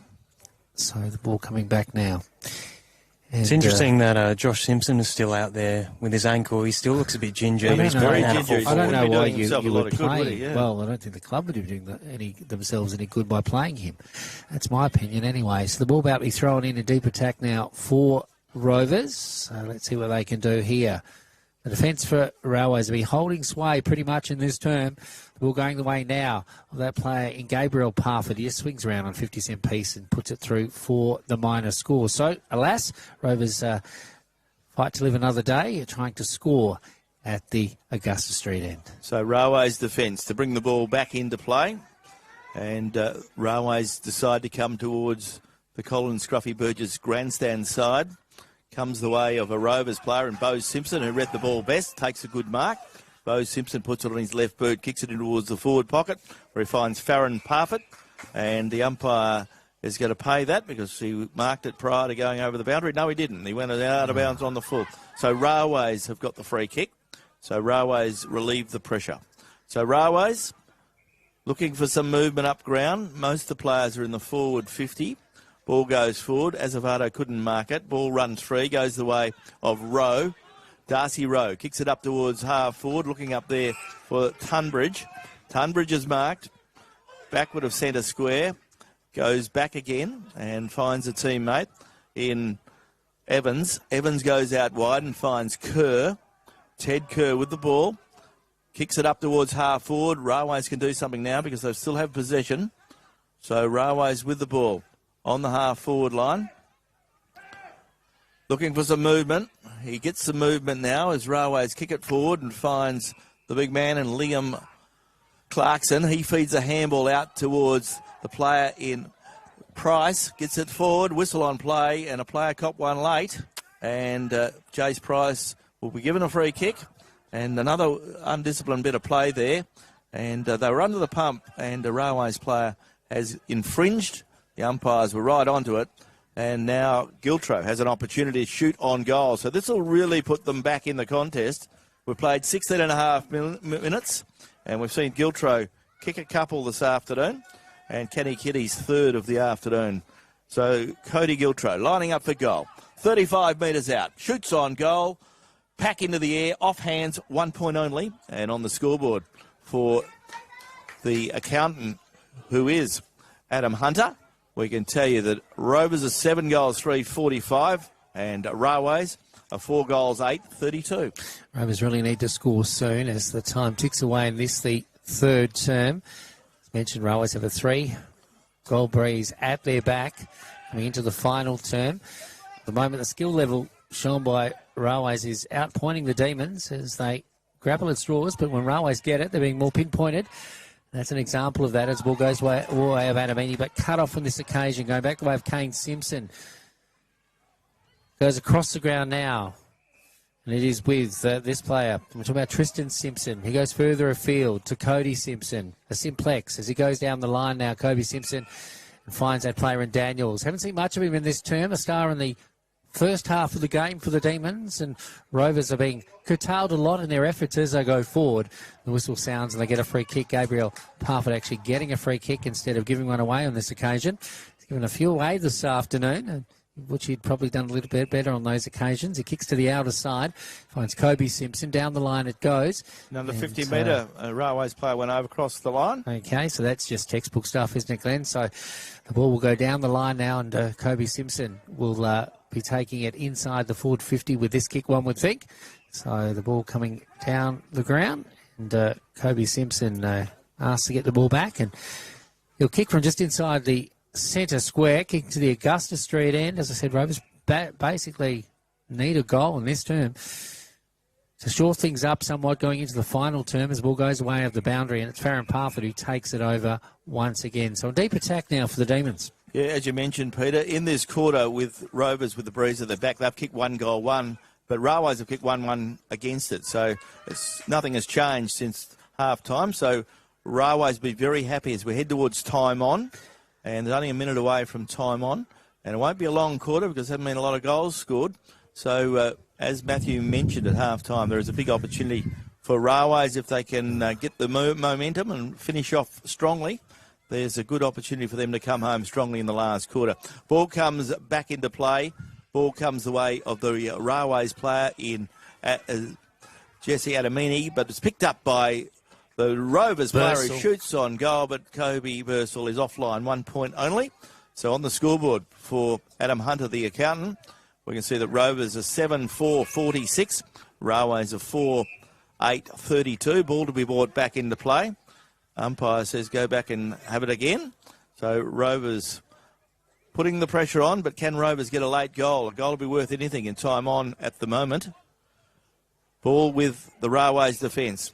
But they have had a really good quarter, Railways. They get the ball out of defence And a good bit of play there from Ditchburn. Goes out wide. Ball running free. In goes Rovers. The Rovers player is held, or Railways player held the Rovers player. And Railways get the free kick on half-back. So Railways with the ball. And time running out for both sides to score in this quarter. Ball goes the way of Flynn Dillon. Feeds the handball out to Blake Messina. Blake waits till the troops arrive and then he kicks it up forward. But running with the flight of the ball is the Railways player. In goes Kobe Simpson. He's tackled. Ball held to him. And umpire Bennett will come in and throw the ball up. So we're into time on now in this third term. This third term with thanks to Drennan O'Malley Motors on Radio Mama and Radio Geraldton. We're your home of GNFL footy. War of attrition this particular term, eh, Matty Paddock? Yeah, it certainly is. Both teams, really. But we've seen Railways really lift to try and get themselves, try and decrease that margin. But Mitch Boyle is slowly just working his way into the game here. Watch out for him in the last quarter. He certainly knows what to do. He's a percentage player, is Mitch Boyle. He's been to the top of the tree, that's for sure, and knows what to do with the footy, and he works really hard. And as you said, he'll be a key player if Railways are too. Eclipse their opponents in the final term and win this particular match. One would think he'd be figuring predominantly as he goes to ground now. It's probably tackled a little high, gets a free kick, but he did hit the deck. Interesting. Ball to go forward now with that player in Boyle. Well, straight down the corridor it goes. Mark de Bursel will be a timely one. He didn't mark, he was spoiled. He did bring it down in front of him. There's Kobe Simpson, who gets it out now to this player in Brennan. He makes reasonable decision, or does he? Going back the way of Simpson. Simpson tackles his opponent, going back the way now of Farron Parfitt. He tries to give it away while he's brought to ground, and the umpire says no prior opportunity. In fact, the ball will be thrown in right in front of our broadcast position for Radio Mama, the home of GNFL football. The umpire has said the lasso rule, and will go the way of Railways. So the ball now is with Kobe Ryan. Kobe Ryan sends it inside the forward 50, just. Players setting themselves. Tunbridge knocks it away, goes away with Brennan. Brennan tries to get it to Farron Parfitt. He sends it on down the line. Picked up by Bo Simpson. Bo in turn gets it into space. Rovers getting to run on here and something special could happen. But the ball is curtailed going forward. It's kept in its keeping by the player there in Josh Simpson, and he takes it toward the boundary. As you said, he looked pretty proppy on his ankle earlier, but seems to be proppy. They're not proppy, but interesting that he's out there at the moment. The ball at centre wing in front of our broadcast position in the shadows of the grandstand here at the recreation ground. Goes away with Adamini. Adamini for the Blues only gets it as far as a player there for Rovers, and that player is a player that knows how to score a goal, but on this occasion he doesn't. He sends it forward, and alas for Sheldon Nelly, it's only recorded as a point. Yes, on the Adam Hunter Accountant scoreboard, Rovers are 7-5-47. They lead Railways 4-8-32. So it's been a low-scoring third quarter, a very, very tight contest, as Matthew Paddock just mentioned. In this quarter, Railways have added some 1-goal-3, and Rovers have added 1-goal-3 as well. So there hasn't been any leeway given by either side. So it's a nice, tight contest. The ball comes back into play. That's not the bloke that want to kick it to. So an opportunity now for Rovers, and we know that Jason Daniels loves kicking a goal, as most of us do. And he's got the breeze exactly right at his back where he is, Glenn. And Jason Daniels has kicked 3 this afternoon. Can he get his 4th? This is a crucial goal. They're all crucial goals. The siren has sounded. So this would give Rovers a little bit of a heart-lifting boost as we head towards the final quarter. The siren has sounded. Jason Daniels, who kicked 3 goals this afternoon, lines up, and it's 1 point only on the scoreboard for Rovers. And on the Adam Hunter scoreboard, it is Rovers 7-6-48. They lead Railways 4-8-32. It's three-quarter time on Radio Mama, your home of GNFL football.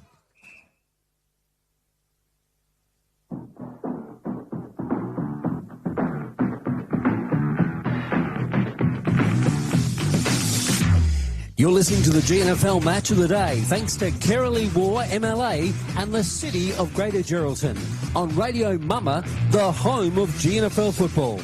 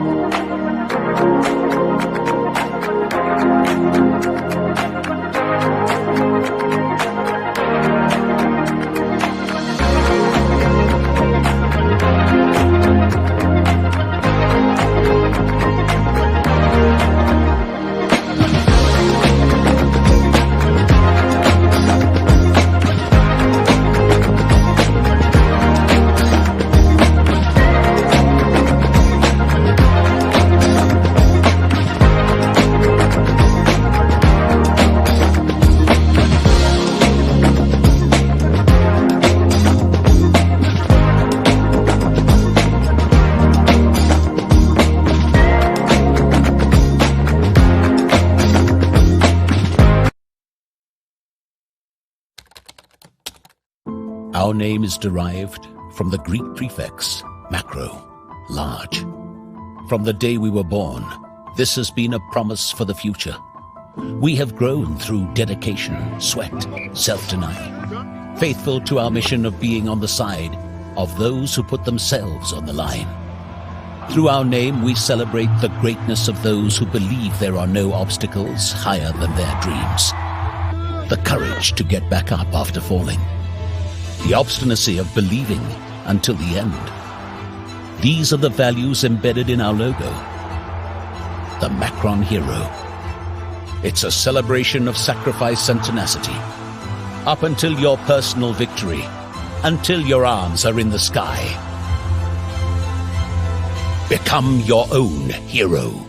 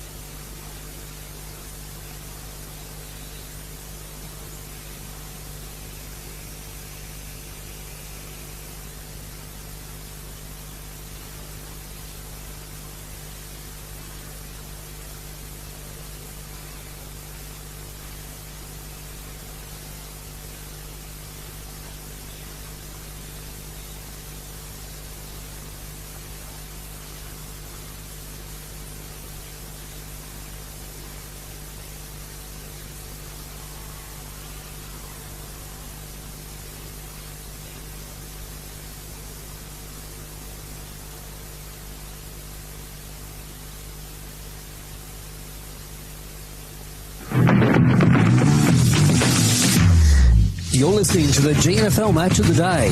Thanks to our sponsors, Melissa Price MP and Grant Russell, Chartered Accountants. On Radio Mama, the home of GNFL football. Yes, good afternoon and welcome back. Three-quarter time at the football. Glen O'Malley Motors Game Day. Glenn Barn and Peter Forenza had special comments today from Matthew Paddock. It is round 14 of the GNFL Geraldton Community Bank Premiership season with thanks to Great Southern Fuels.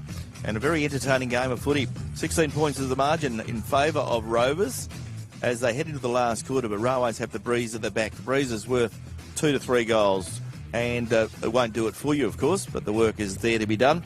Looking at the goal scorers, with thanks to Kirrily War and the City of Greater Geraldton. Railways, their goal scorers, Cody Giltro has kicked 2, Damien King has kicked 1, Blake Bunter has kicked 1. For Rovers, Jason Daniels has kicked 3, and singles to Sheldon Nally, Farron Parfitt, Kane Simpson and Clay Azevedo. Umpire holds the ball aloft. Our umpires this afternoon with thanks to Sandra Carr, MLC umpires, Darren Forrester, Paul Luxton and Robert Bennett. We'll get Matthew Paddock to have a look at what he thinks of the first 3 quarters in just a moment as we see the big ruckman in Flynn Dillon get the ball forward for Railways with the Breeze at his back. This quarter with thanks to GT Russell Chartered Accountants. Ball goes up towards centre wing, taken now by Dwayne Neville. Dwayne Neville centres the ball, looking there for Blake Tazewell. He does well. Advantage rule paid. He kicks the ball up towards full forward, looking for the danger man. And a beautiful mark. Paid. And the umpire says, yes, if you didn't mark it, you were held. And a good mark from young Sheldon Nally. And Sheldon Nally is 15 metres out, almost directly in front. The Railways player puts his hands on his hips. He's a bit disappointed. The umpire said, no, there's no doubt about that. There was a free kick in that. So we see the ball come the way of Nally. So Sheldon Nally lining up for goal, important kick, because we know that Rovers lead by 16 points and it would put the margin back to quite a high one. So we see kicking against the Breeze, Sheldon Nally. Can he get another goal on the board? Sheldon had a day out last week. He's kicked 1 today. Can he kick his second? This will be a very, very good goal from here. There goes his kick. He has. Sheldon Nally gets his second of the afternoon. And on the scoreboard for our scorers this afternoon, GBSC, it is Rovers 8 goals 6, which is 54. Railways 4-8, 32. Matthew Paddock, your thoughts on the first 3 quarters? Just before you do, that was a helicopter, that kick, and it was just the perfect one into the Breeze, wasn't it? Doesn't matter how it goes through, as long as it goes through, Peter. Yeah, it's been a It's been a great contest all throughout. Really, it's been that opening term from Rovers which has seen them get ahead. More or less, the teams have been quite evenly matched since then. But we see that Daniels continues to have his show in the game, kicking 3 goals in the first term, but he's been here, there and everywhere. 22 points is the difference in favour of the Demons. Last score by Sheldon Nelly, and they come out of the middle again through Azevedo. Revelation season 2026 as Azevedo comes away now. Brennan. Rovers have their tails up as they kick into the half-forward area once again. Running onto it is Gabriel Parfitt. In fact, it's Farron Parfitt. He takes it toward the boundary cleverly, and we'll be throwing in a deep attack now for the Demons. So off to a good start, the Red and Blacks. They needed to. They didn't use the breeze that well in the last term, only scoring 1 goal. I think it was then, wasn't it? It was. Against the with the breeze at their back, and Railways being able to equal against the breeze. But they've answered the challenge early, and this is the final term. They lead by 22 points, as I've mentioned, as the ball comes into a pack, coming off the boot now of Chris Scott into the full forward area. The bounce isn't kind for the Demons, or is it? Going back the way now of the Rovers player, and he looked like he was injured early, but Josh Simpson, U-Star, he scores for the Rovers club. Yes, Josh Simpson, as we said, he looked like we wondered why he was out there, but he did loosen up a little bit in that third quarter and looked a little bit better. He wasn't as ginger as he was in the first half. And, yeah, a very important kick. This is the biggest margin of the day now. It is a 28-point margin in favour of Rovers. I must say, I was a bit worried about the Rovers' skill level in that last term, Matty, because some of the kicks and the way they were trying to mark just looked a little bit odd. But we've seen 2 goals scored by kicks that you'd think were coming out of a golf buggy bag. You know, like they were just the ideal kicks for those goals, weren't they? Yeah, it's something they talked about at three-quarter time. I was listened in on the Rovers huddle, and the coach said to lower the eyes, don't rush, play the percentages, use the dead side of the ground. And most importantly, he said, this last quarter is a test. We've been tested all year in these last quarters. Can we do it again? 60 plays 32, Glenn. As we see the ball come out of the centre again, Rovers on fire. They get the ball up towards the half-forward line, but in goes Jordan Williamson, uses his pace to good impact. Jordan gets a kick forward, takes a bit of pressure, gets it up the ground, and he picked out young Drew Tunbridge. Drew goes by hand to Jesse Adamini. He sold Jesse a hospital pass there. Jesse goes back in to retrieve it. Adamini does well, puts his head down, works the body out, gets in the way of Drew Tunbridge. Tunbridge shoots on goal. Drew Tunbridge is offline, 1 point only. And on the scoreboard for GBSC, we can see that it is Railways, 4 goals, 9, 33. They trail Rovers 9-6-60. So a 27-point margin, a very handy margin, the biggest margin of the day in this very tight contest between the two top sides, as Railways look to keep their hopes of playing in the second semi-final alive, and Rovers look to keep their hopes of going undefeated to the next game, because Rovers have got a pretty good run home too. If they win today, they have a very interesting run home, because next weekend they have a game against Mullawa. The week after they have a game against Northampton, and their final game of the season is a bye. So this is their third last game before the finals. The ball going forward again now for Railways. Can they up the ante somewhat? They've got a long bit of a hill to climb at this stage, but some early goals now might change that as the ball's brought to ground in the shadows of the goals at the Augusta Street end, the end to which they're kicking with the 3-goal breeze at their back. The breeze hasn't altered much this afternoon. It's impeded somewhat, going slightly across the ground, especially when going into the breeze. The ball comes back into the shadows here at the recreation ground, and the big Moreton Bay Pines. The ball coming out for Rovers' boot into space. There's Dwayne Neville. He's been good this afternoon. He's got speed. He'll run onto it. Will he evade his opponent? He does in the end. Gets a tackle on. Tries to get it away. Still in Rovers' hands, though. The ball's put into the mix, and Railways do the better on this occasion. Out they come off a Blues boot, sending into the full forward area. Up goes Tunbridge. Doesn't take the mark, but gathered by Fletcher now. He shoots on goal, and that's a good goal by Fletcher, and an important goal at this stage of the match. A wonderful goal to Sean Fletcher. So Railways go to 5 goals, 9-39, and Rovers are 9-6-60. So a very good goal there from Sean Fletcher. We see him kick 1 or 2 of those a day, don't we, every time he plays. That was a good goal from 55 metres. So a very important goal, and Railways are back in the contest. Still plenty of time to play in this final term. GT Russell Chartered Accountants final term, and we've only played 6.5 minutes, so time is still there if Railways could get it going, Matthew. Yeah, there's a pulse, which I think is important. One thing to note is that Rovers have so much belief at the moment, and that happens when you're 11 and 11 and zip. But there's in a low-scoring game like this one, it's only 4 goals, albeit it's Railways will have to put on nearly double their score. Yeah. Ball going forward now for Railways, or is it? Goes away now, Bo Simpson. He handballs into the opponent, going back the way of Adamini now. He goes through a couple of players, one way then the other, quickly puts it onto his boot. This is a nice kick by Adamini. It's a good one, but it's going to miss all in sundry. Come off hands, though, in the final stages. I don't know why he put his hands out. And through for the minor score. It came off a Railways hands, didn't it? Yeah, it did. Yeah, and a Rovers player still down. Yeah, he's ran into the goalpost, I think. Yep, I think it might be Jamie Guy. He was pretty tough. No, it's Kobe Simpson. So he's pretty tough as well. But, he worked hard. Goalposts are pretty hard. Yeah. Yeah, the goalpost didn't enjoy it either, Kobe. So the ball's headed to the outer side, though. It is with the Demons as they send it further afield. And as you said, they're playing with a bit more confidence than they did in the third term when they had the breeze at their back. Denton has it now. Clue medalist on the half-back flank. Oh, he's quickly brought down. Tried to be a little bit too cute and caught in possession. Gee, didn't really read that one well, did Denton. And paid the price. And the ball now is with Darcy. Has the ball. He goes further afield. And finds a teammate in front of the scoreboard, though. Sends it inboard.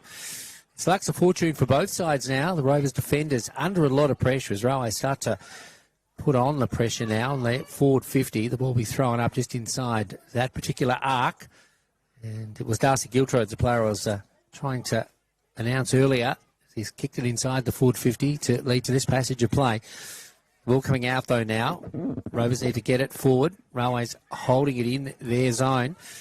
And they're doing it okay at the moment, but Rovers are playing difficult as they go down to the ground now to try and get the ball forward. A bit of a scuffle, and certainly to get a little bit ugly this afternoon, but Rovers do get it through Gabriel Parfitt now. Out to the wing, and they're away through Sheldon Nelly. He can speed. He can go, this fella. He goes off like Usain Bolt. I think I've referred to him as that earlier this season, but on that occasion loses possession. Goes back the way of Railways now. They'll slow things down, but I don't think they can do that on this occasion. They trail on the scoreboard by a reasonable amount in the context of this particular match. As we see now, Josh Simpson kick it forward cleverly, and it finds the boundary, the lasso rule. The ball will be brought in by Railways now. They're quick to get it away now. They need to get a score on the board soon. The ball goes away of Riley Evans. Straight down the line, it finds Kimberley. He's come in and out of the game this afternoon. He sends it further afield and finds Tunbridge. He's been good, Glenn, at both ends of the ground. Seeing himself as a forward, he sends it into space now, and this player can run onto it. He marks the ball, shoots on goal. Sam Scully has scored a remarkable goal. The defender rises to the top and says, that's how you do it, boys, and a much-needed goal, and leaves the door just a little bit ajar for Railways. It most certainly does. A very, very good goal there to Sam Scully. He finished it off very, very well, the defender. And on the scoreboard for GBSC this afternoon, Railways are now 6 goals, 10-46, and they trail Rovers 9 goals, 6-60. So there is 14 points to the margin. Still anybody's game as we go around the grounds with thanks to Kirralie War, the member for Geraldton and the City of Greater Geraldton. We can tell you out at Mazzucchelli Oval, Brigades 9-7-61. Lead Chapman Valley 3 goals, 6-24. That's at three-quarter time. Three-quarter time up at Mullawar and Towns 11-7-73. Lead Mullawar 3-7. And an interesting scoreline there, 3-7-25. Ball back in the middle now. Can Rovers answer the challenge now? A goal here would be very important for the Demons. Railways getting a bit of a run on. As we said, just 14 points the difference. And only just under 11 minutes gone on the clock in the final term, Matty. Yeah, just want to draw your attention. Kobe Simpson getting some treatment on the bench here. So Rovers' best defender currently not out on the park. That's a concern for the Demons, but an opportunity for Railways perhaps. Yeah, will they be able to take advantage of that as players wait? The umpire waiting for them to move into position. Umpire Forrester officiating on this occasion. Throw the ball up. Crowd has witnessed a reasonable game here this afternoon with two of the Giants in the competition. The ball coming off Azevedo's foot into the full forward area. Mark here, big timely. Up goes that player in Sheldon Nelly. Couldn't take the mark. Scott pulls his opponent straight to the deck and gets a bit of a push and a shove and needs to step back because there's nothing that's going to be gained from either player in that passage of play. The umpire throws it up once again. Rovers do have it, or don't they? He throws himself on top of the ball, does Denton. He gets it out, and there's a nice little kick, a timely kick into space now. That was by player then Farron Parfitt, going the way now of Kane Simpson. He handball straight to the opposition. I don't know what he did there. The ball goes back the way now of Railways. They take advantage of that passage of play, and the ball is with this player in Tunbridge. Glenn, I don't know, but he's had a lot of possessions today. Yeah, Drew Tunbridge playing in the defence and up forward at times. He gets the ball up there and finds Flynn Dillon. Flynn Dillon, backward of centre, kicks it forward, gets it to a teammate. That teammate is Sean Fletcher. Ball goes forward through Mitchell Boyle. Goes the way now of Bo Simpson. Bo draws a player, but the player wasn't ready. Gets a handball back, looking for Tom Dennard. Bo does well to keep the pressure off. Ball goes forward. Ball taken now by Kane Simpson. He's time to steady down because Rovers have got the lead. They want to retain it. Decisions at the moment are very important. 14 points the margin, and we've played 13 minutes in this final term for GT Russell Chartered Accountants as Rovers go out of defence through Azevedo. He goes the way of Josh Simpson. Josh Simpson, a beautiful pass to Sheldon Nelly. Sheldon Nelly just in front of our Radio Mama broadcast box. So Rovers are hanging on. They're doing very well. They go backwards now, but they have retained the ball. So Sheldon goes back towards Josh Simpson. Josh goes back and finds his teammate there in Bursell. Kobe Bursell plays on. Dangerous kick, but it finds Bradley Roworth. Play this stop-start, I reckon. Yeah, that's right. Roworth goes out wide, looking again for Bo Simpson. And opportunity now. Bo does well. Gets around his opponent. Feeds a handball out. And Rovers need to get another score on the board. Ball goes the way of Chris Scott. Back towards Bo Simpson. Bo Simpson has the ball on centre wing. Francis Street side. Sockers the ball up along the boundary line. Nobody there for Rovers. And Railways have the numbers. Rubber is steady it. Gets it back towards the player there in Flynn Dillon in the centre of the ground. Flynn Dillon now. He can set something up. A nice big kick into the full forward area. And a nice mark. A beautiful mark is taken inside the forward 50. Jesse Adamini. And he's done his bit part today, but hasn't really shone. But maybe this could be his time to shine and the right time to shine in the latter stages of this particular match. With 14 minutes gone on the clock, goal here to Adamini would really even things up here in our Drennan O'Malley game day. So Adamini, a bit of a goal sneak on a more than a 45-degree angle, kicking from the Francis Street side of the Augusta Street end. Let's see what he can do. Looks pretty good off the boot. The umpire doesn't move. That is through the middle, and it's game on here at the Rec. Yeah, wonderful kick there from Jesse Adamini. 15 minutes gone, and Jesse Adamini gets another goal for the Railway side. Jesse's first goal. He usually kicks a few goals in a day. So Jesse Adamini gets his first. Just looking at the goal scorers, Cody Giltro's kicked 2. Damien King, Blake Bunter, Sean Fletcher, Sam Scully and Jesse Adamini 1 apiece for Railways. For Rovers, Jason Daniels, Sheldon Nelly, Farron Parfitt, Kane Simpson, Clay Azevedo and Josh Simpson. So the margin has narrowed. It's only 8 points and we've certainly got plenty of time to play. 8 minutes and Rovers have the pressure on them now. Ball back in the middle now, as Glenn said. The Demons certainly under pressure. Every kick's important by both sides if they're to win this match this afternoon. And this is one of the last games of the season. The last time these two will meet before the finals, that's for sure. The ball coming out of defence now for Rovers. The player is quickly dealt with and will get the free kick. And Jamie Geyer, the captain. And kick here. He'll need to make it decisive. He comes out here, finds Azevedo. Azevedo will mark. Wearing the number 7 on his back. And by a few players in the Rovers lineup, including clean medalist Justin Credelli. The ball, not a great kick. That was not the kick that he wanted. Azevedo coming off he was undecided. That was the whole idea. When you kick it and you don't know where you're going to kick it to, and that came off the side of his boot. And now the ball will be brought back in. That was nearly to you, Pete. It was, and I could have taken the mark, only that Glenn was holding me back. I didn't want you to injure yourself, Peter. Late in the game, you've got to save yourself for next week. The ball going forward now by the player there in Flynn Dillon. He finds the chest of Cody Giltro. He's been good this afternoon, as you've heard from Matty Paddock, going inboard now. And Railway starting to lift their tails somewhat as the ball goes away now of Jordan Williamson. Williamson plays on now with a thumping kick into the full forward area. It needs to be fisted away by the Rovers defenders, and it finds the boundary. But in deep attacks now, still for Railways. On the scoreboard, it is Rovers 60 plays 52 with just under 17 minutes gone in the final term. So Rovers have added 2 goals in this term against the Breeze, and Railways have added 3 goals with the Breeze and a couple of points. So the pressure's building as we head towards time on in this the fourth quarter, 17 minutes in the fourth quarter, and GT Russell Chartered Accountants keeping us across all the action in this all-important game. Can Rovers keep their undefeated record intact? Can Railways put themselves up for a second semi-final berth? Because we see that Brigades have done very well out at Chapman Valley. Final score out there, Brigades 10-9-69, Chapman Valley 3-7-25. Ball on centre wing, picked up by the Railways player there. Sends the ball forward as Jager Williams. Jager Williams gives it to a teammate there in Ryan. Ball goes forward, but once again, Dwayne Neville, who's really stood up this afternoon. He has stood up today. He's probably taken about 5 or 6 marks for that. Dwayne gets a kick along the Francis Street wing there to a teammate. That teammate stands his ground, and Tristan Simpson takes it. So Rovers now, their last hurrah, they need to hold Railways off. They need to get the ball up the other end. There goes the kick from Tristan Simpson, up towards centre wing. Railways have the numbers around the ball.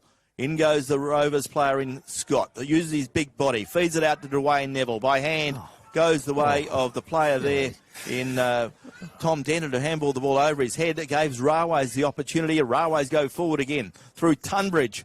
Rovers player shows good courage. Kobe Simpson backed his way back into the pack, then goes back in after the ball. But the ball running free. A good tackle put on him by the Railways defender. And the umpire will come in and throw the ball up. And the umpire is going to... Kobe Simpson is in a bit of the wars today. Kobe Simpson is scraping himself up off the ground. The umpire giving him every opportunity to get up. 60 plays 52. The Demons under a lot of pressure from the Blues right now. Yes, certainly are. A good tight contest, as you'd expect from the two top sides. In our Drennan O'Malley Motors game day, Rovers player Dwayne Neville stands up again. Takes another very, very strong mark. A Rovers player in a bit of bother. Looks like he's done his back. Jamie Guyer's done his back. Ball plays on quickly. Ball goes the way now of Railways. And Mitchell Boyles caught in possession. Good tackle put on him by the player there in Kane Simpson. And Kane Simpson... Disposal's important here. Steadies the ship. Short pass finds Chris Scott. Chris Scott on half-back. And they go backwards again. Goes the way there of Kobe Bursell. Bursell goes out wide. Finds a teammate. And the kick goes forward. Good bit of play there from Azevedo. Good bit of play from Tazewell. Azevedo back to Tazewell. Just in front of the scoreboard for GBSC this afternoon. Almost 20 minutes gone, Glenn. Yes, into time on shortly. Railways are 7-10-52. They trail Rovers 9-6-60 as Rovers are playing a game of keepy off. Can that work? Very dangerous style of play at the moment in my book. They're trying to keep possession. There goes the Rovers kick up towards the centre wing, but a good mark taken by the danger man in Flynn Dillon. Flynn Dillon is 70 metres from goal. Sets sail for home. Big kick up towards the teeth of goal. Pack into the air. Railways player flies high. Rovers player does well. And that is Chris Scott. Feeds a handball out and Rovers are out of trouble briefly. Ball back on the half-forward line. Well done by player there in Tazewell. Gives it to a teammate and Rovers get it up towards centre wing. Pack around the ball. And once again, Dwayne Neville was interfered with on that occasion. He was held. Will be the star in this final term, Glenn. He's been very, very good indeed. He's been a fine player for them today. One of his better games for a couple of seasons, I'd say. Very capable, though. Dwayne Neville with the ball on centre wing. Takes them on. He's playing with confidence now. Feeds a handball out. Then he decides to kick it forward. Looking up there for Kane Simpson, who falls over at the crucial stage. Always. And Towns and the Railways defender has the ball back. Kicks it up towards centre wing. Can't be a lot of time to play in this final quarter. The GT Russell Chartered Accountants and umpire Rob Bennett will come in and throw the ball up. 60 plays, 52 in favour of the Demons. And the Demons look like they may be able to hang on and go through the season, or go through this part of the season undefeated. Still got a couple of games to play, but they're doing well. They still have possession, and that's what they're doing. Gabriel Parfitt has it, goes out wide and finds Clay Azevedo. Clay Azevedo, he's been a star so far this season for the Demons, and he is on the Francis Street side. Boys, I don't want you to go back because that's not going to help things. Going to go forward now into the half-forward area. A mark here be timely. Up goes the youngster in Brennan. He's the smaller of the two, but at the bottom of the pack is Gabriel Parfitt. He gets it away to Farron Parfitt into space now. Now this is where Kane Simpson needs to show his stuff. He's got to beat Jordan Williamson. It's a big fella on a little fella. He knocks it to ground. The umpire says play on or bring it back. He didn't have the ball as he brought it to ground, and Jordan Williamson, I should say, will be the recipient of a free kick. So Williamson now, time ticking away. He sends it down into space.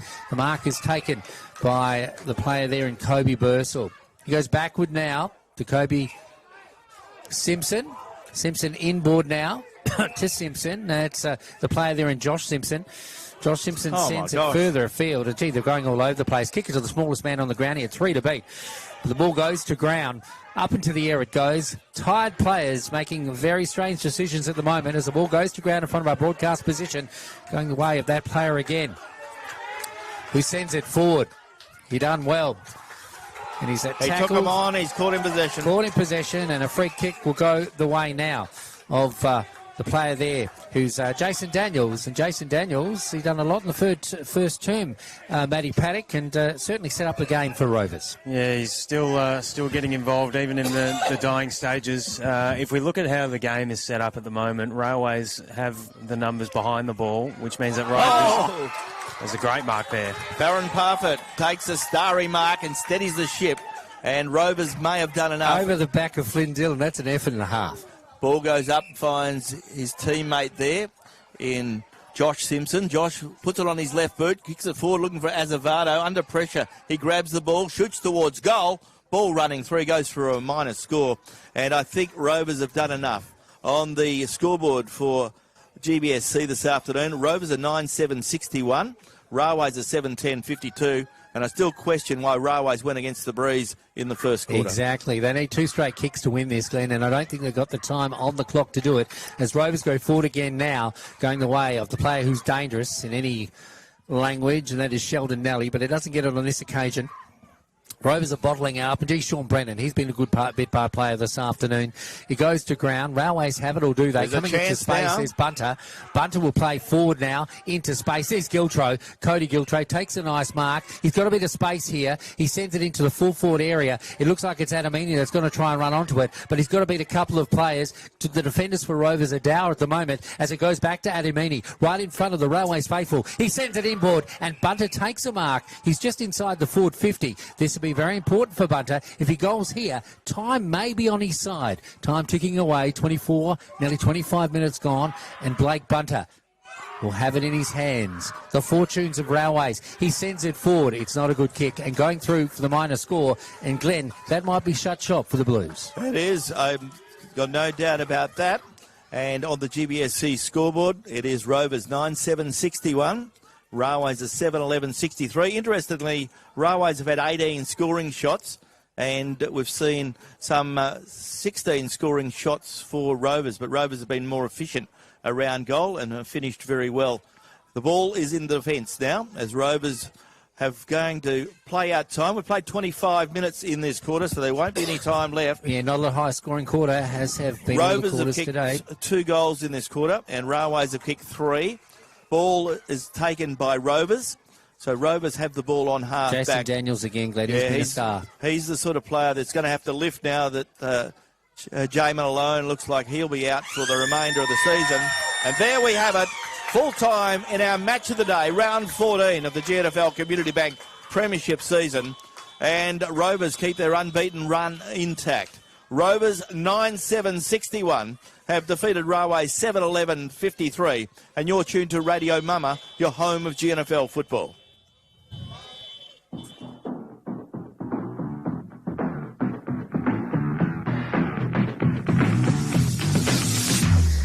You're listening to the GNFL Match of the Day. Thanks to our sponsors, Melissa Price MP and Grant Russell, Chartered Accountants, on Radio Mama, the home of GNFL football.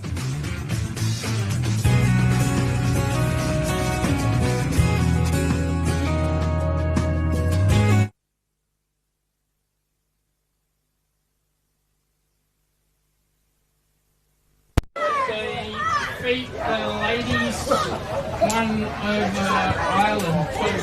Yeah. All the West of the Australian ladies one over Ireland. Quite a good game. 91-41.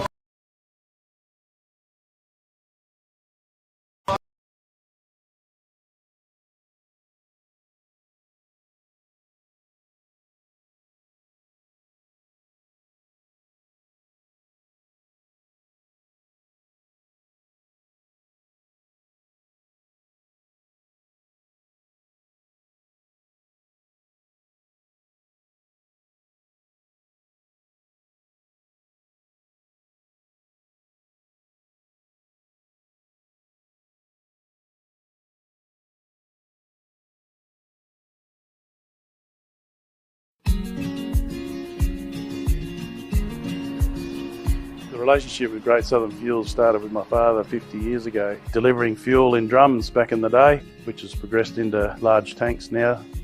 They've been very reliable and efficient on time with service. We run a mixed farming operation here on Chapman Valley, just north of Geraldton, managing about 5,500 hectares. We've been with what is now Great Southern Fuels for in excess of 20 years. There's always challenges and situations that catch you out, and they've been really, really good at accommodating that for us. We've been with Great Southern for 28 years now. Look, they've given us exceptional service and they're price competitive. So it's wonderful.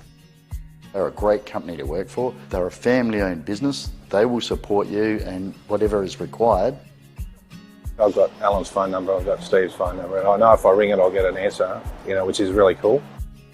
The relationship's great and the service is second to none. So I ring up and it doesn't matter if it's Saturday, Sunday or whenever I ring up, I'll have fuel. So we've never been held up or had a problem with them. So my theory is that's what I'm about. It's about service and the relationship, and it's been fantastic. It's very important to maintain long-term customers' loyalty and give back what you can when you can. Great Southern Fuels is one of the few companies that I've been involved with that gives so much back to the local community. We support so many different organisations and country, sporting clubs, field days, farming organisations. We endeavour to give back. The community looked after us by dealing with us, and we just gave it back in what we could do. Footy club needs a hand, well, it's because they need a hand that you give it to, not the other way around. When you look at how they conduct themselves in the community, they've been a great supporter of the Livestock Transporters Association. Just incredible what they do.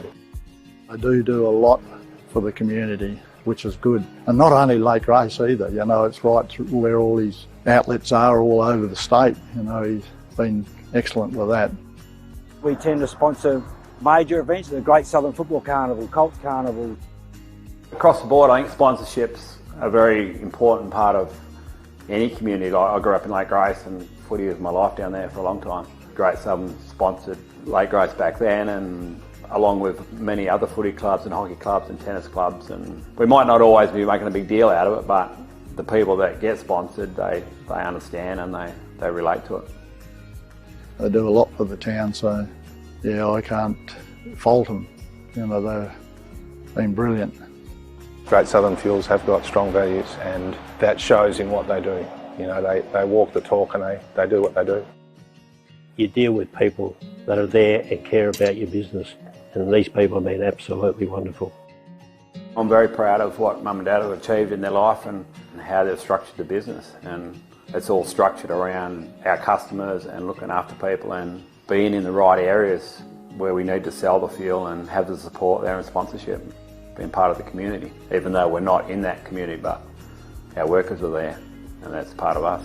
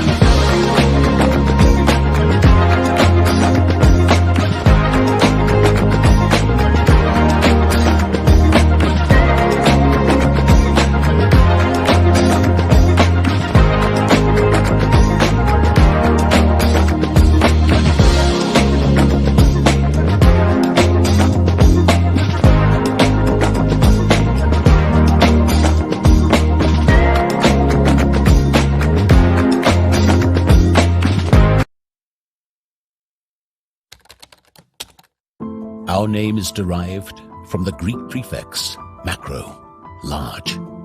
From the day we were born, this has been a promise for the future. We have grown through dedication, sweat, self-denial, faithful to our mission of being on the side of those who put themselves on the line. Through our name, we celebrate the greatness of those who believe there are no obstacles higher than their dreams. The courage to get back up after falling. The obstinacy of believing until the end. These are the values embedded in our logo. The Macron Hero. It's a celebration of sacrifice and tenacity. Up until your personal victory, until your arms are in the sky. Become your own hero.